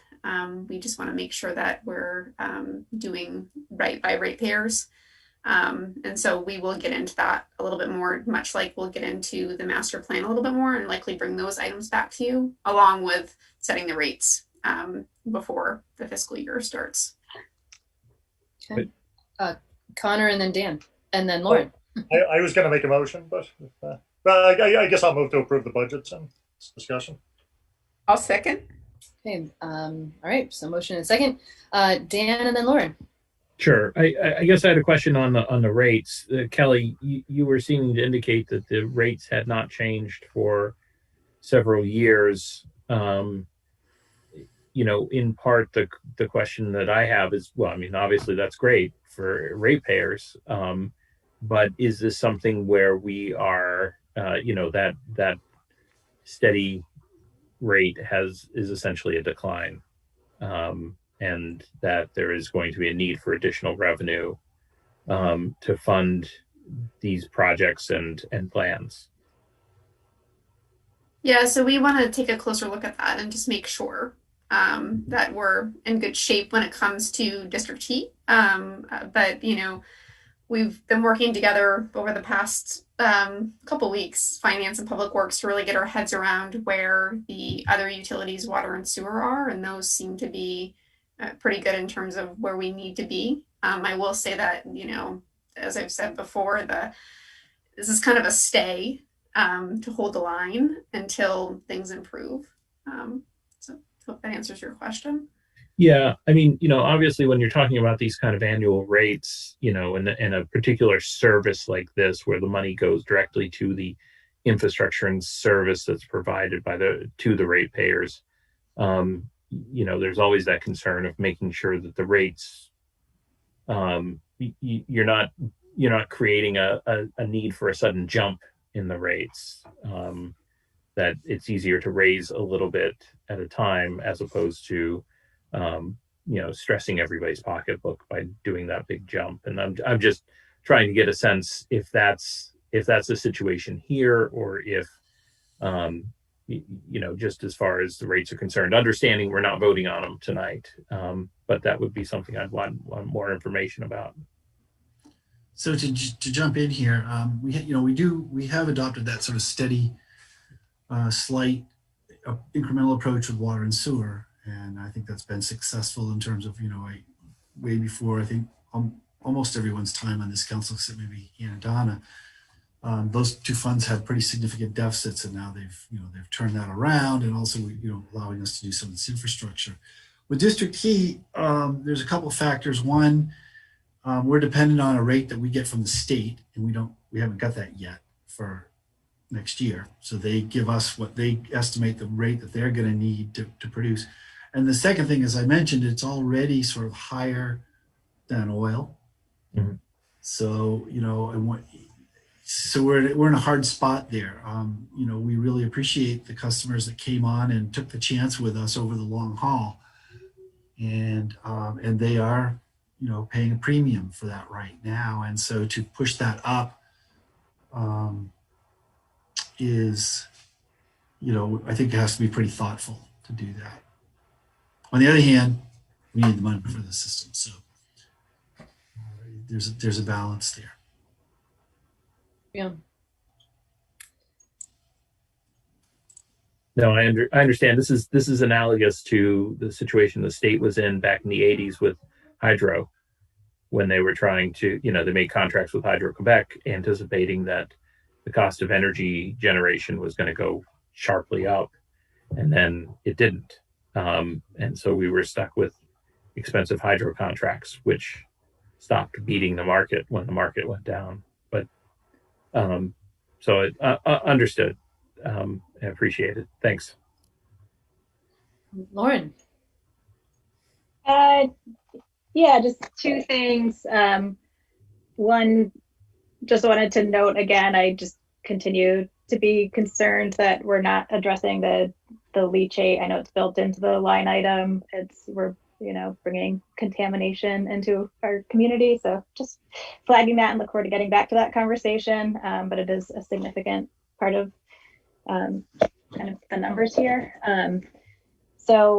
But the other piece, just wanted to note, so the lobbying committee had met, and just so people know, there is a lot of thinking going on of how is the city of Montpelier positioning ourselves as well as possible to be ready, when federal stimulus dollars that could help, if any of these opportunities could be funded, District Heat, the idea of the Clean Energy Development Fund, there's new money, both that the state is putting in for one-time money, due to some of the stimulus funds they've gotten. And then, I know there's a big infrastructure bill under discussion. Who knows what will happen and what we might be eligible for, but just, certainly I think there's motivation, and I think, us keeping an eye on it too, of like, are we in the queue and ready to go for whatever we need? So, but I know that the staff's been thinking about that. And so I think we're in a good place, and just, hopeful that some opportunities might come up that could help, support some of these projects. Great. Any other questions or comments? Okay, so there is a motion and a second about approving the budgets as presented. So any further discussion? Okay, all in favor, please say aye. Aye. Aye. Aye. And opposed? Okay, so those pass, and we'll see you back with information about rates at some later time. Okay, super. Thank you. Thanks for all of your work on this. Ongoing, I know. All right. Okay, so we are up to an item about amending the committee and board policies, which mostly has to do with social media and Google Docs. And so I will turn this over to city staff. Hi, so thank you for letting me talk to you tonight. So it had come to our attention that some committees and boards may be using platforms such as Google Docs to share documents and edit them as a group while they're not in meetings. So we wanted to clarify that those technologies cannot be used to group edit documents. We're not saying that they cannot be used as a repository for documents. They can be used to save and therefore share documents with each other, but the editing out of a meeting of those documents is considered a violation of the public meeting law. So we just wanted to make that very clear in our policies since it wasn't addressed. And we do also want to acknowledge that a lot of folks use things like Google Docs to save documents so that it can be accessible to all, and that is okay. But using those Google documents as like an editing platform where folks can go and give feedback to documents is not okay. And any edits that happen to documents need to happen in a public meeting. So there's a lot of ways that I know committees do this work in a lawful manner, where a chair may or a member may distribute a document, everyone does their own edits, and then it gets combined and voted in a public meeting. That's okay too. We just wanted to make sure that our policies and y'all's policies for our committees and boards were as up to date as possible. So most of the wording comes from VLCT and their legal team. Okay, so I have a lot of thoughts on this. I think this makes sense to do, but I would want to tweak some of the language in the policy to reflect what you just said, because I think what you said makes sense, but I think it could be misconstrued as it is in the document that we were given. So I'm looking at gosh, what is this document called? This is the packet edits, I guess. And so there's the red section is what's been added or changed. Is that right? Mm-hmm. Okay, so under item 9, the second sentence says no city committee or board should use any online document repository such as Google Docs for the purposes of sharing and editing documents. I don't know how you would feel about this, but I would maybe change that. So I think there's two issues there. One is the definition of the word sharing, because that could be as innocuous as like have access to this document, no editing necessary. So I think that could, because I think we do want to allow people to use it as a repository if it is just a repository, to share in the sense that like multiple people have access to it, not necessarily editing. And then the second issue, I think, is the part about editing documents. I appreciated that it's the issue is that the editing cannot happen outside of committee time, and so I think we should just add that somewhere in there, because theoretically, if we were kind of like almost as we're doing now, right? Mm-hmm. Like if we are all in a public meeting that's been warned and we are looking at a document and editing is happening to that document, we're all collectively a part of that conversation. And so you could edit documents in Google Doc as long as it's in the context of a warned public meeting. So does that, I think that's still within the intent of what you are saying. Just wanted to make sure that was clear. How do you feel about that? That works for me. I'm trying to craft some language around that sort of to reflect what you said. Y'all can see the changes I'm making, correct? As I'm making them? Yep. Yeah. Yep. So Anne? Yes, go ahead, Donna. A question is, if you're doing that, one, does the language have to say it's on screen? But then what happens to people on the phone? That's a good question. I mean, I would argue that if you're discussing a document at a public meeting, and it was, it's available in a public place, like, with the agenda or something, people don't necessarily have to see the editing. I mean, think about the number of times we've had paper in front of us at a council meeting and someone's reading and saying, I want to change this, and we do. I mean, that's the old school way of doing that. I think the issue is that the issue is that it is if this editing is being done collaboratively outside of the warned public meeting, so that the council has a discussion about a document, it gets sent out, and then you all make your edits in the 2 weeks in between. That's a deliberation of sorts that isn't happening in the public eye. But if the committee has a meeting and it's going to be to discuss the plan for X, and they're there editing the plan for X in a public meeting, I think they're good because people can hear the discussion and they can see whatever. I mean, you're not going to have a perfect scenario. I mean, how many times have we had, paper documents and people sitting in the audience saying, what are you talking about? We can't see these, we can't read them, but at least they can hear the conversation. Mm-hmm. So, you try the best that you can. I mean,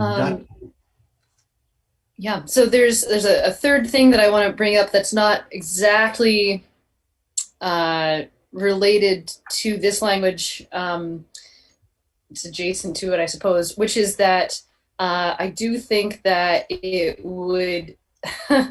I have visions of having a city drive, whether it's Google or some other drive, where you could look in the drive and have each committee have their own folder. You can go into that folder for that committee and then look at the minutes for that committee or any documents that they are sharing, and they're maybe they're just PDF forms, so they're not editable.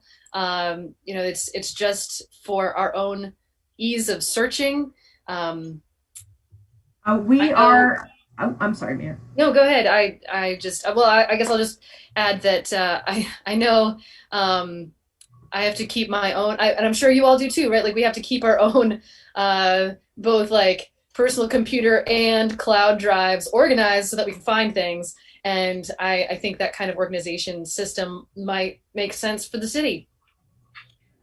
We totally agree with you. I will just say that we know we're behind the curve on our website, and it is something we are working on. Our new contract and our new partnership with VC3 is really going to bring us to sort of, I think, where you want us to be. When we migrate all of our work and everything that we do to the Microsoft 365 platform, it does come with SharePoint, which can be it can be a website, like a web-based document repository. So we will have that functionality. It just doesn't exist right now.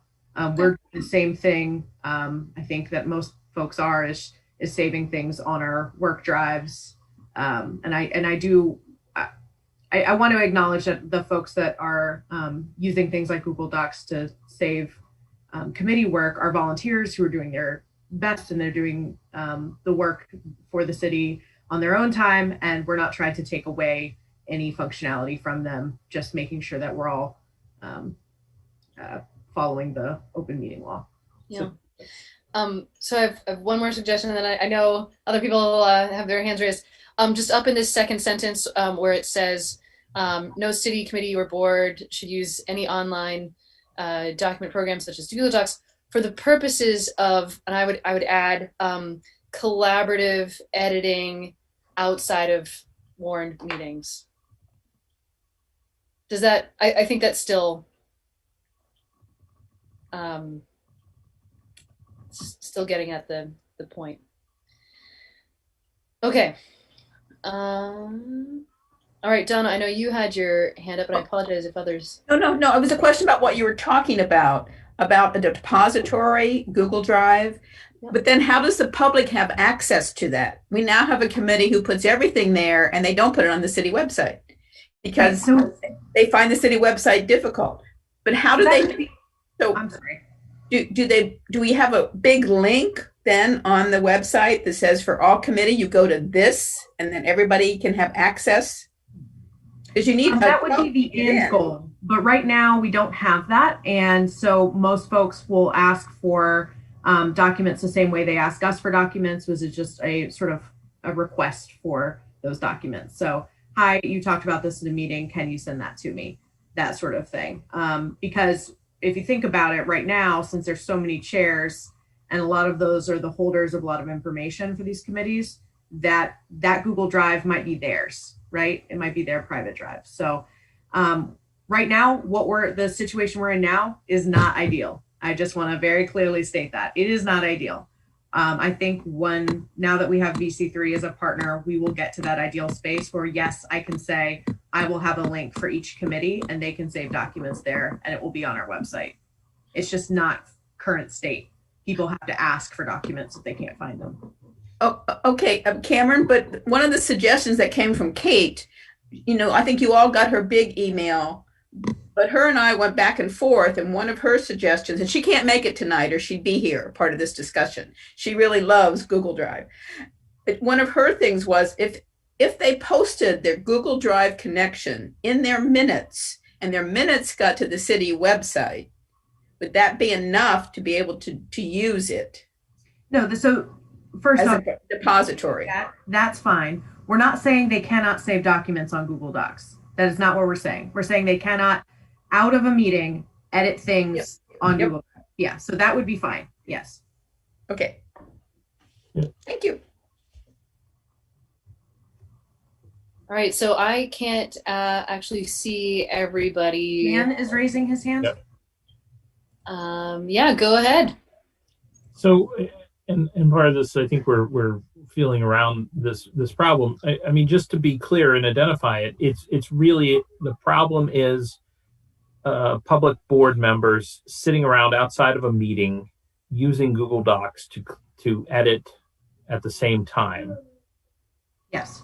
Collaboratively. And so, in some respects, isn't there, Google Docs has the function where you can have like timestamps on changes. So if somebody does that, to me seems very granular, and we can't.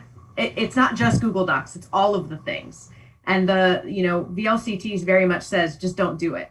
Just don't do it. And well, that it's not a majority.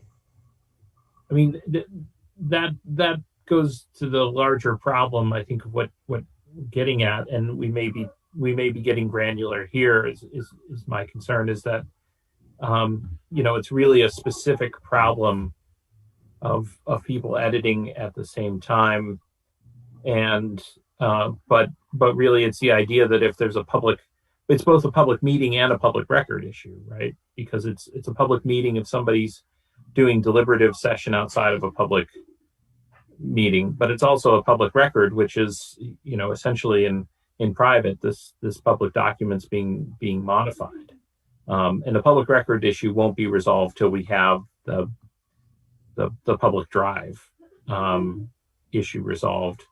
But then I don't know if the idea of collaborative editing on Google Drive might be too much for, and there's too many questions for volunteers if we should have a brighter line for that, and just simply say, you know, as old-fashioned as it may be, people would have to simply email drafts back and forth to each other, as opposed to doing something on a Google Drive for editing. So, right, yes, I agree with you. I think that's what we're getting at, is you cannot use Google Drive as an editing platform, only a place to save things. Right, but I mean, with the idea of the language of purposes of collaborative editing, does suggest that there might be solo editing on this, or, you know, I guess the question is the collaborative editing, because it would even be the idea of editing, you know, for example, if I went on to a document now and then in next day Anne does it, that's still collaborative editing. It's that's just fair. Even if it's not simultaneous, or I think we just have to be very clear, especially give volunteers these bright lines so they don't get flummoxed by it. So would y'all like me to take out the word collaborative? What are y'all, the collective thoughts? Yeah, I think it's easier to say editing period. That's fine. Well, while she's making those edits, I think it's just, you know, maybe we need to, you know, we need to simplify our thinking. Like, we're all clear that we can't deliberate issues by email, right? That's one thing I think everyone's got now. Mm-hmm. So if somebody brings up something and someone gives a counterpoint and you go around. So Google Docs or collaborative editing is sort of the next technological advance from that, but it's still the same principle. It can't occur. Now, if one person is drafting something and sends it out for everyone else to look at and then be discussed at the next meeting, that happens all the time, I think. But it's just like when we send out an email, like you all are really good at it. And I think councils over the years have really gotten much better at it, just saying, we can't deliberate this, you know, thanks for the info, we'll talk about it at the next meeting. And it's really just the same principle. Jack, go ahead. Yeah, I agree. My hand kind of shot up when Dan said exchanging drafts by email, because exchanging drafts by email is also something we're not supposed to be doing. And, you know, it's so weird because this is not normal life. This is not how people in the 21st century conduct business, but it's something, you know, as a government body, this is something that we're required to adhere to. And, you know, in the committee, one of the committees I'm on has a lot of new members who have not been part of a process like this before. And it's a struggle to make sure people can work, to make us all make us work the way we're supposed to work. Yeah, you know, there's one other point that I feel like is worth making here, which is that I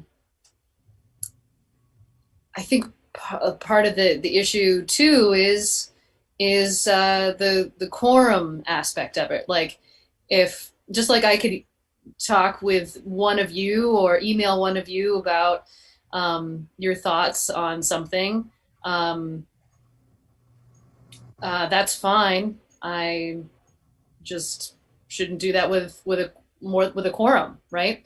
So could you theoretically have a collaborative document or an email back and forth with the document with less than a quorum? I mean, my understanding is that you could do that.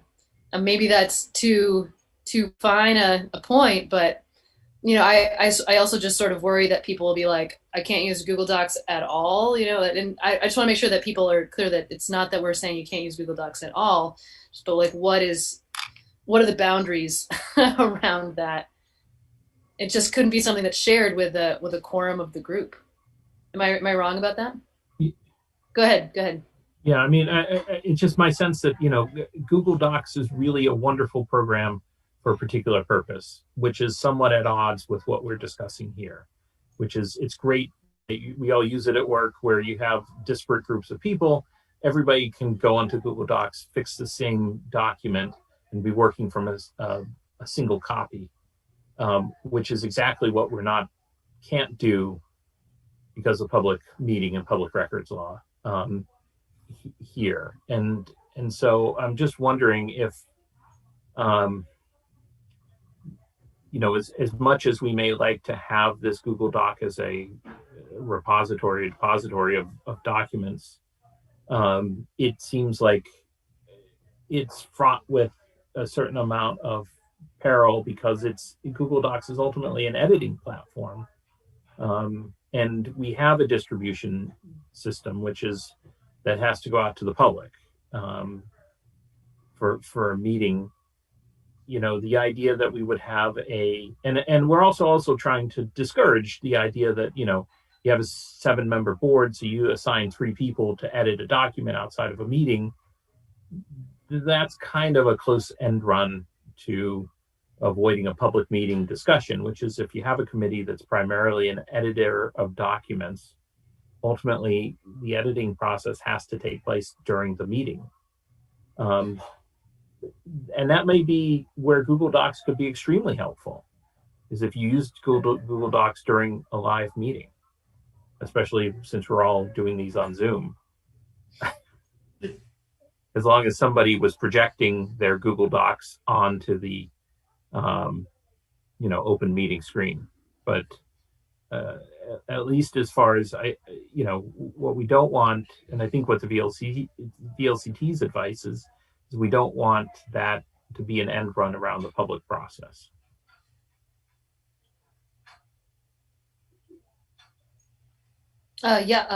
Jay and then Bill. Well, I'll just jump in here and say that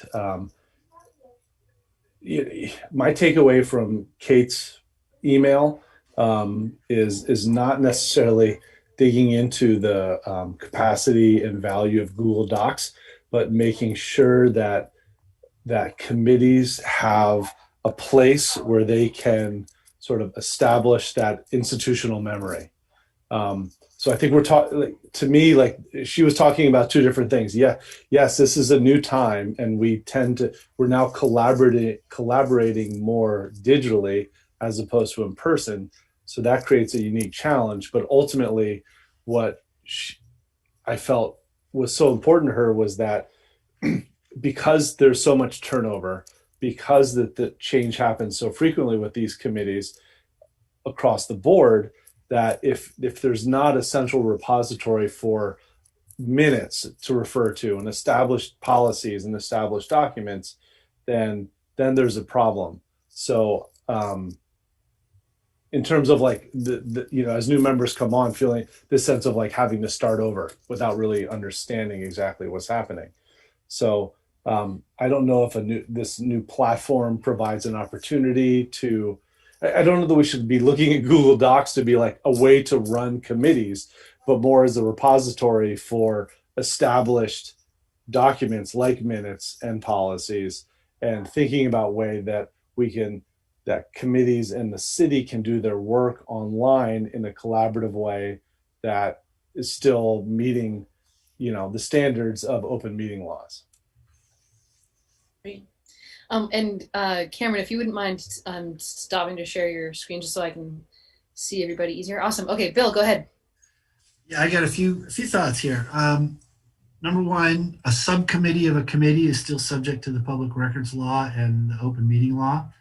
So a committee of 7 that creates a subcommittee of 3, that subcommittee is also required to follow the law. So that is not a legitimate way to get around, not that we want to get around. So that's number one. Number two, Google Docs has a lot of, and as the mayor knows well, I'm not an expert at it, but it has a lot of things it can do. The only thing we're really concerned about, as we've talked about, is sort of people group editing, whether it's live or sequentially. I'll point out, so this isn't an anti-Google Docs thing, right? Microsoft Word, you can do the same thing. Multiple people can edit the same doc. You can do the red lines. You can go in, add your comments. I'm sure there are any number of other programs. This isn't software specific. This is activity specific. If you want to store your documents, I have no doubt, and of course it's not perfect. We have a lot of committees and a lot of volunteers. I have not, I'll just pick on a local good guy. I have no doubt there's a whole bunch of tree board documents on John Snell's computer, right? And it's not that he's doing anything wrong, but that's where they are.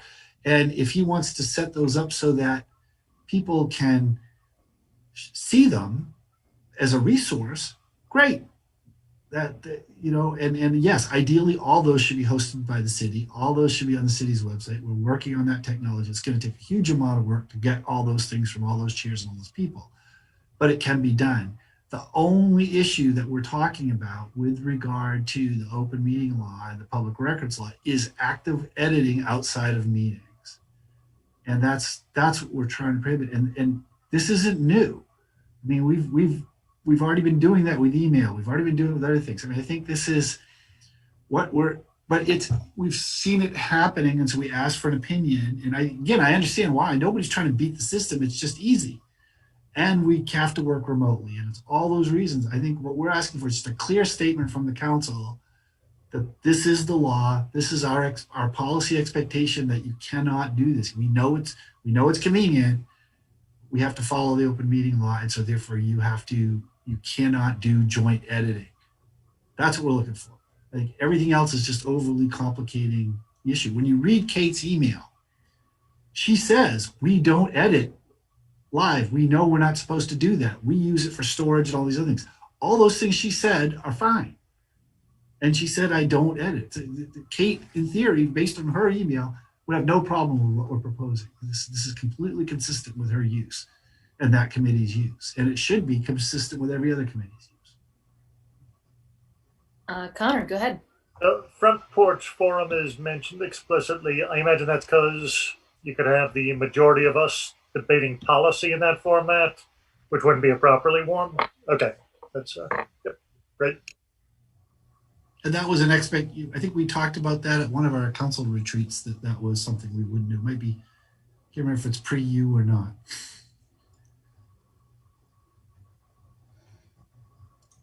Okay, so I'm fine with this language as it exists, as it's been amended now. Other thoughts? Donna, go ahead. Well, I'm being really dense. I don't understand how you can use this as a depository when I, as a public citizen, can't get to it unless I'm part of that committee and I have that link. Well, it's the same way so my computer at work has all of my work documents for all the committees that I help, right? Those are all public documents, but you can't get to them. I have to get to them. It's the same concept there where you just have to ask for it. If the committee wants to include it in their minutes, they can. It's just a link to a saved. Yeah, but they're not putting it on the website. I depend on the website to have minutes. I know we're going to get there one day. It's just not there yet. I guess you mean it. So committees aren't supposed to be posting their minutes and agenda to the website? No, the minutes and the agenda are on the website. I'm sorry. I thought you meant like a document. No, just the minutes and agenda, because she talks about that too. I mean, okay. It's just the extra documents. Right. Yes. And, okay. And those are all still subject to public records requests. Mm-hmm. Okay. Ideally, in a perfect world, they'd be stored in a way that the public could look at them all the time, and committee members and everything else. But but Kate and others do talk about their minutes and agenda being in this depository and not on the website. So that's all I'm just wanting to clarify. Those are still expected to be on the website. Yes. In fact, that's also required. Yeah, I know, but it's not happening. I want to check on that because I suspect it may also be there. Anyway, we can check. Lauren, did you have something? Yeah, just really briefly. I'm starting to see more and more on my committees that people are putting links to like the Google Drive, like the Police Review Committee has been doing this right into the minutes and the agenda. So if somebody went to that, it's actually becoming more accessible where, if you can find the agenda, then you can get to the documents the same way we can get to city council documents. So I'm actually hopeful it will actually make documents more accessible to the public if we use it right and well. Cameron, like the version you had up, just 2 words, the second paragraph, you just will need to like look at it with fresh eyes. Like there were like a couple extra words, and I think you had like the word Google Docs and related, which might mean like we're somehow preferencing Google products, maybe like similar products to Google Docs or something, just so that we're not somehow. I have changed the word related to similar. Don't need to become vendors for Google. No, not at all. Not at all. They that quite was it. well. And then there were two neededs in the second paragraph near the bottom in one sentence that I think one needs to go, but it looked good though. Oh, yes. Thank you. You're right. Thank you. Those two things have been changed.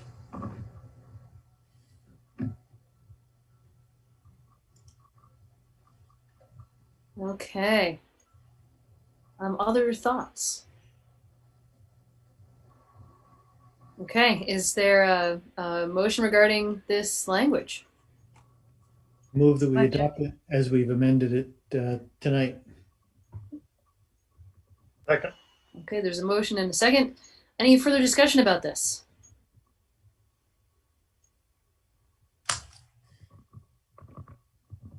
Okay, all right. All in favor, please say aye. Aye. Aye. And opposed? Okay, all right. Well, thank you. Thank you. This feels like such a modern problem, especially during COVID. But yeah, no, it's important that we follow the law. It's good. Thank you. All right. So with that, we're going to do our council reports, and then we have a couple of executive sessions to do. So we're going to jump to that first to council reports. Donna, are you okay with going first? Oh, you're muted though. I'm sorry. Yeah, I'm going to pass. I'm going to take my break. I'll be back. Oh, okay. All right. Fair enough. Okay. Who is next? I guess that's Connor. Yeah, not much. I mentioned the bill was contacted by a couple of restaurants, just wondering like what the deal is, like when they can open up and have like a parklet or something like that. So it sounds like we'll get that on a future agenda item. I was asking like, so what's the earliest you would open? They were like, yeah, the second the snowplows get off, we're setting up tables if we can. So I think that would be a good chat to have. Bill, did you say that maybe next meeting or? I was going to bring that up in my manager's report. Right, perfect. Thanks a million. Okay, Jay. Yeah, thanks. Just a quick note of thanks. I know it's come up a little bit before in weeks past, but acknowledging the work that the Parks Department is doing around grooming and making ski trails accessible for the community. And I think one of the things that I'm learning from the work that Alec and others are doing is the incredible potential of collaborating with groups within the city and seeing what ORN, Onion River Nordic, Dan Boshin and Brian Carlson, and their work with Alec to be able to share resources and be able to create this amazing trail network that goes into, runs through all of our parks, the city, up the hill, up North Street, and then all the way over to U32. It just with that level of that energy and commitment to it, I think it's just a great model that we could be looking at for other projects looking ahead. Thanks. Yeah, great. Dan. Sure. As Lauren indicated earlier, the the lobbying committee met last week, and we talked about a couple of different priorities, but I would put out to both our body and maybe to the city in general that, with the increase of funding or potential for funding that's coming from the federal government, we would be well served to start thinking about projects that we could apply for this potential, some of these funds that were coming. In part, it seems thoughtful. We should think about what our city is going to look like post-COVID, and spend some time to prioritize those projects that could help us as a city survive and thrive in a post-COVID world where we might not have a full array of state workers coming into town like we did before. Yeah. Jack. Passing tonight. Lauren. Yeah, only thing I wanted to mention, the Social and Economic Justice Advisory Committee, we have had a couple people needing to step off for various commitments and reasons. So always would love if anyone's interested in applying for that. I think it's just rolling open, but we're doing some really interesting work right now and starting outreach to specific groups of Montpelier residents to get input from people who often, aren't heard from at our city council meetings or in city government processes. So I think there's a lot of really interesting work that, we've all been working on for a while. So it'll be a fun time to get involved. So hope people will consider applying for it. That's it. Thanks. Connor, yeah, go ahead. Yeah, sorry, I forgot one thing. And John might talk about this in his report, but I was watching House Government Operations today, and I saw the non-U.S. citizens voting bill was introduced.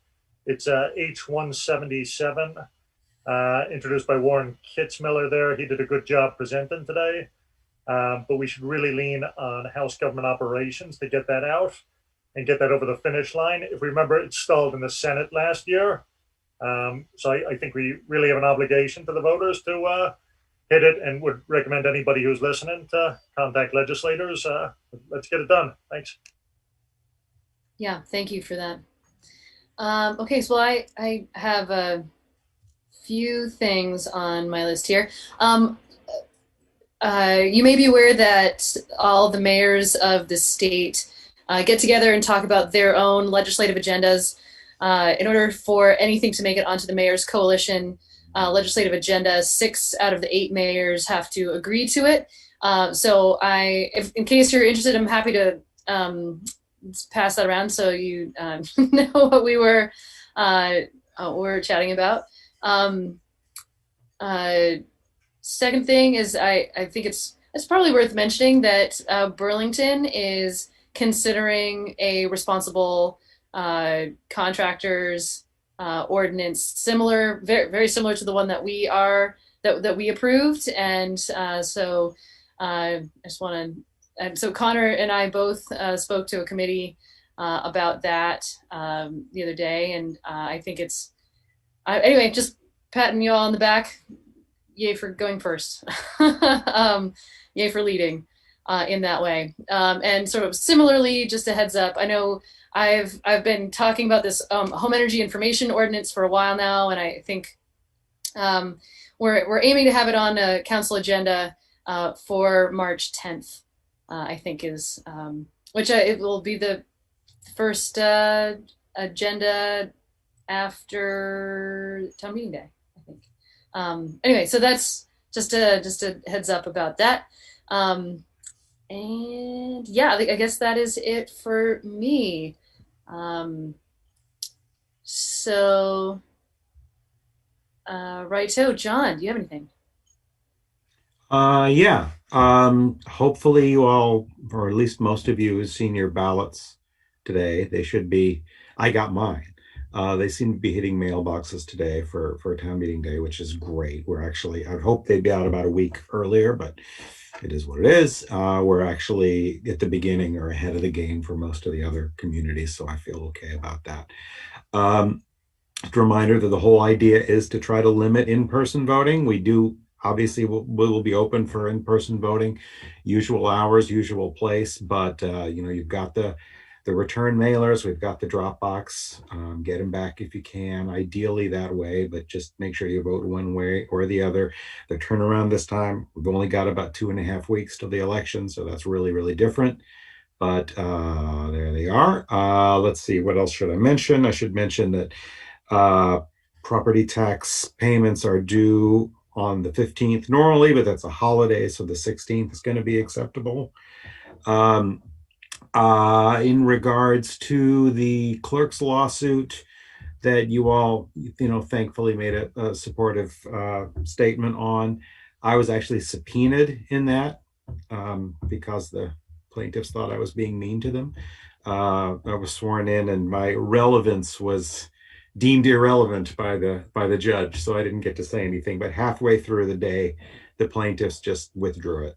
It wasn't going anywhere. So that's all done. So, and thank you for your all's help. Legislatively, first of all, in terms of what Connor was saying about the non-citizen voting, it comes back around to the Senate. I hope it does. That was a very supportive Senate Government Operations Committee. They tried to get ahead of the game last time with positive hearings on it. The only reason it didn't get any farther was that was a decision made by leadership, by Senator Ash, really, to bottle it up in the Rules Committee. We have new leadership over there now. So hopefully it's a whole new ball game, and we'll see how it goes. Finally, I have once again I've spent a lot of my time in Zoom and Senate government operations the last couple of weeks. And they're just trucking along on this sort of omnibus gigantic election bill. But it looked like we were going to get our ability to have a mail-in election was looking like it was going to be curtailed because the schools wouldn't have the authority to do it themselves. So either we split up our ballot for the first time and mail out our own, which is just not something that's going to happen. It's not what folks are looking for. But I think I planted the seed today that when it comes around in its final wording the end of next week, we might have the wiggle room back in. So anyways, I'm hopeful that the bill doesn't have the effect of keeping us from doing a mail-in election when the idea is to empower towns to do it if they choose. So cross your fingers on that. And I think that's all I've got. Okay, thank you. Bill. Yeah, just as was mentioned, we do have a holiday on the 15th. So those of us with Monday gatherings, we can either reschedule or pass. So Connor mentioned earlier the Parklet Ordinance. You may recall that last year we did a substitute ordinance. We did a temporary ordinance that overrode our existing ordinance until October 25th and then went away, and the existing ordinance went back into place. And I have also had a couple of requests from restaurants. And, I think when we did this last year, we assumed that this would be the only summer that we need to do this. That's obviously not going to be the case. And I think it worked pretty well last summer. So I would suggest that we consider reenacting the same temporary ordinance for this season. And I think we can set whatever start date we want. I would think it would be, I know they want to do it immediately, but I think it would maybe be after the winter parking regulations end, or, the alternate, those kinds of things. And, the old ordinance was May 1st to October 25th. I don't know if, but anyway, I'll put, if people are interested in this, I'll put this on the agenda for the next meeting, and we can have a hearing and either approve it then or do two hearings. But it would just be putting back what we had before that automatically expired. So, and I think that's it. I did get my ballots in the mail today. That's all I've got. Okay. All right. So I believe that is the end of our regular business. So we have two executive sessions. One about a discussion of the potential land acquisition. And then I don't know if we need to, we probably do need to come out of executive session after that and then go back into executive session for the city manager's review. And we may come out of that executive session as well to have a vote. But that is that's also, it's all a possibility. So yeah, I think that's where we're headed, unless you think we don't need to come out of executive session in between those times. I think we probably do, though.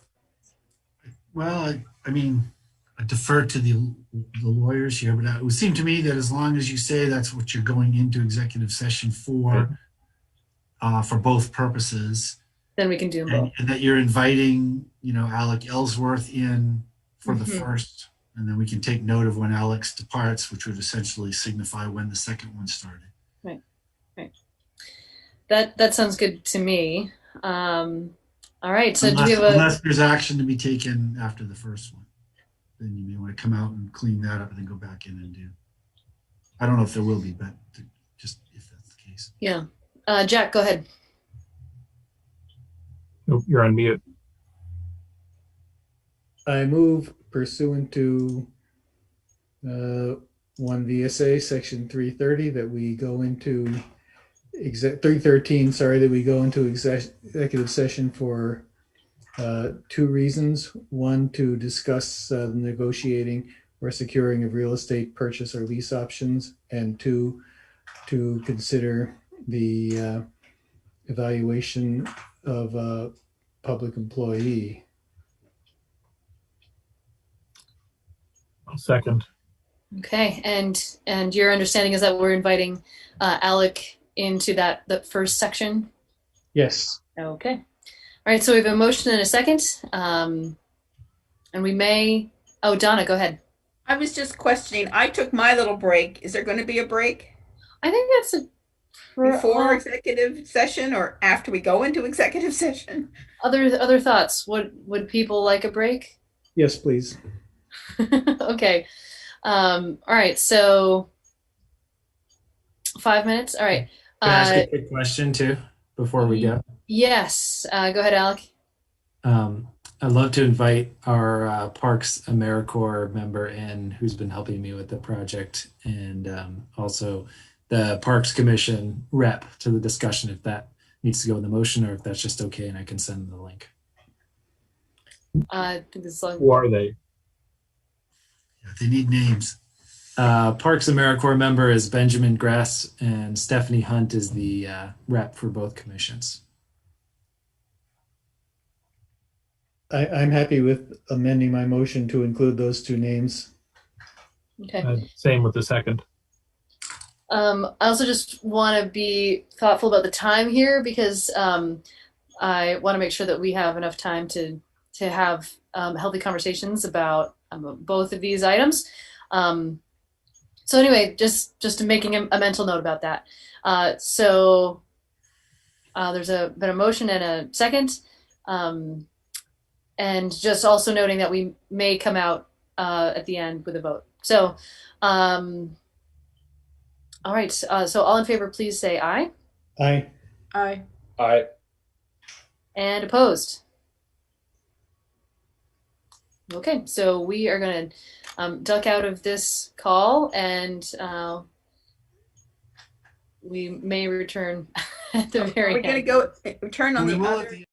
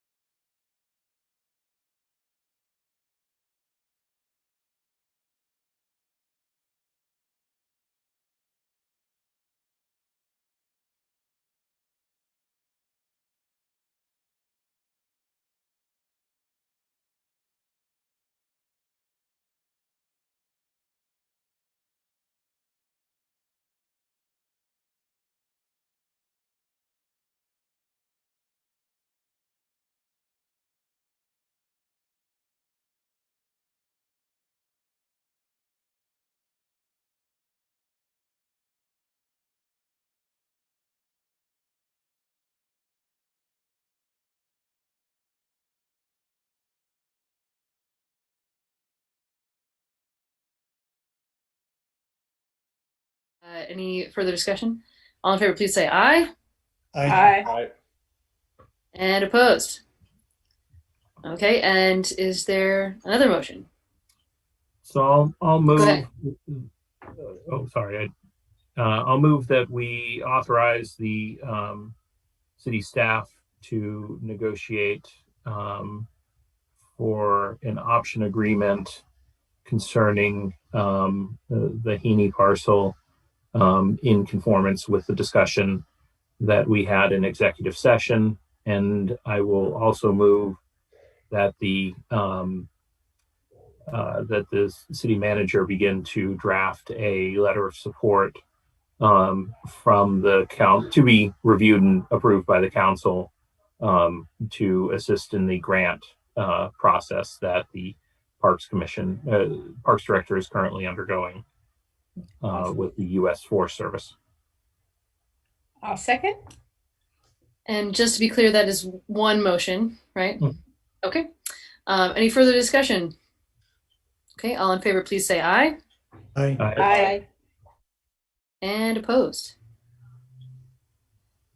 Okay, awesome. Thank you for all your work on this and getting us all that information. And yeah, look forward to hearing about how it goes. Okay, thanks all. Good night. Good luck. Have a good night. All right, and so for the rest of us, I just want to recognize that it is 10 o'clock. We're still game to have this conversation, or I mean, we do have the option, I suppose, if we had to, we could wait until the next meeting, but then that's our last meeting of this particular session. Thoughts? I'm down if you are, but also I feel like And yeah. I have a question. Did you email us a summary of what was said? Oh, I did. Evaluation wise? I did not email you a summary. I do have that though, and I can send it to you. Okay, that would be helpful whenever we're going to talk about it. Okay. Bill, what I feel like you've got some like if you're, if it's too late and we're topping out, then we can do it later. But what do you think? Yeah, we could either do it at the next meeting, or we could set up a time just for this. Sometimes we've done that. Yeah. Or we can go now. I mean, I'm game, but I also want to make sure you're all up for it. And if people haven't seen all the comments, that may, Yeah, I'm fine to do that, to put it off either to a separate specific time or to put it with the next meeting. I think I guess I would just hate to, feel like we're up against people going to sleep, like that's never good. Jack, yeah. This isn't the first time this has happened. I think it would be useful to the discussion to not hold it until we get the summary of what people have done. So that militates in favor of doing it next time. I don't know what the agenda for our next meeting looks like, except that I know that we already put some things onto it that may or may not take a long time, like the zoning thing. So we'd have the zoning public hearing and the Parklet Ordinance. Hopefully those wouldn't take too long. You're going to be getting a briefing on all the dispatch issues, including the console, but also all the other projects that are going on. Good. We talked about having a legislative update, possibly inviting our legislators. I don't know if the committee members, if that's what you're thinking, or just us going over what was pending for bills. May or may not have a proposal on Montpelier Development Corporation. We've had one conversation. I don't know if we'll have a recommendation by then or not. I'm just looking at and that's the list right now. It's not too bad, I don't think. Yeah. I mean, we always fill our time and we run late, even on the slimmest of agendas. We're just terrible. I'd rather give Bill a specific time and come in and do it. Yeah, I mean, I don't know. I think that's fair. I feel like it's somehow easier to schedule extra times if there are executive sessions. Somehow, just makes it easier. But we can also try to tack it on to the next meeting, and then if it doesn't, if for whatever reason we don't have time, then we can schedule a specific outside meeting, unless people have a preference and would prefer to just have a separate meeting. Well, just to be clear, you really, I mean, you know, if for some reason it doesn't work on the 24th, you know, we really have till the following Tuesday. Yeah. Do it. Technically, it's supposed to be done in the month of February, but even if you allowed for March 1st, you know, that would be, you know, you'd be with a weekend in there. Yeah, that's true. All right. Well, maybe. Well, what are your preference? What's your preference, team? Do a separate time or try to fit it into the 24th? How about this? How about Bill or Cameron or Mary do a doodle? See if there's a time to do it before the 24th. If not, we do it on the 24th. So just quickly, what about next Wednesday? Does that works for me? Yeah. At 6:30. Or, you know, whatever. We could do it earlier or later if it's more convenient for people. That's fine with me. Yeah. Tentatively, that should work for me. So 6:30 next Wednesday. 6:30 next Wednesday. We Let's just do did that. doodle poll. I see a thumbs up from everybody. Yeah. Yep. Okay. Perfect. That was easy. Okay. And I'll send out those cumulative results to everybody, so everybody's got those comments. Remember, don't work on them separate, you know, as collaboratively. That's right. Yep. Okay. All right. Well, in that case, I think we are done. Right? That's the end of our business, and so I don't think there's anything else we need to do. So I'm gonna probably go back to executive session and then you know, vote to set this meeting. I'm not leaving the Zoom room again. All right. So without objection, I'm going to consider this meeting adjourned. 10:14. All right. All right. Awesome. All right. Well, have a good night, everybody. You too. Good night. Next time. Yeah.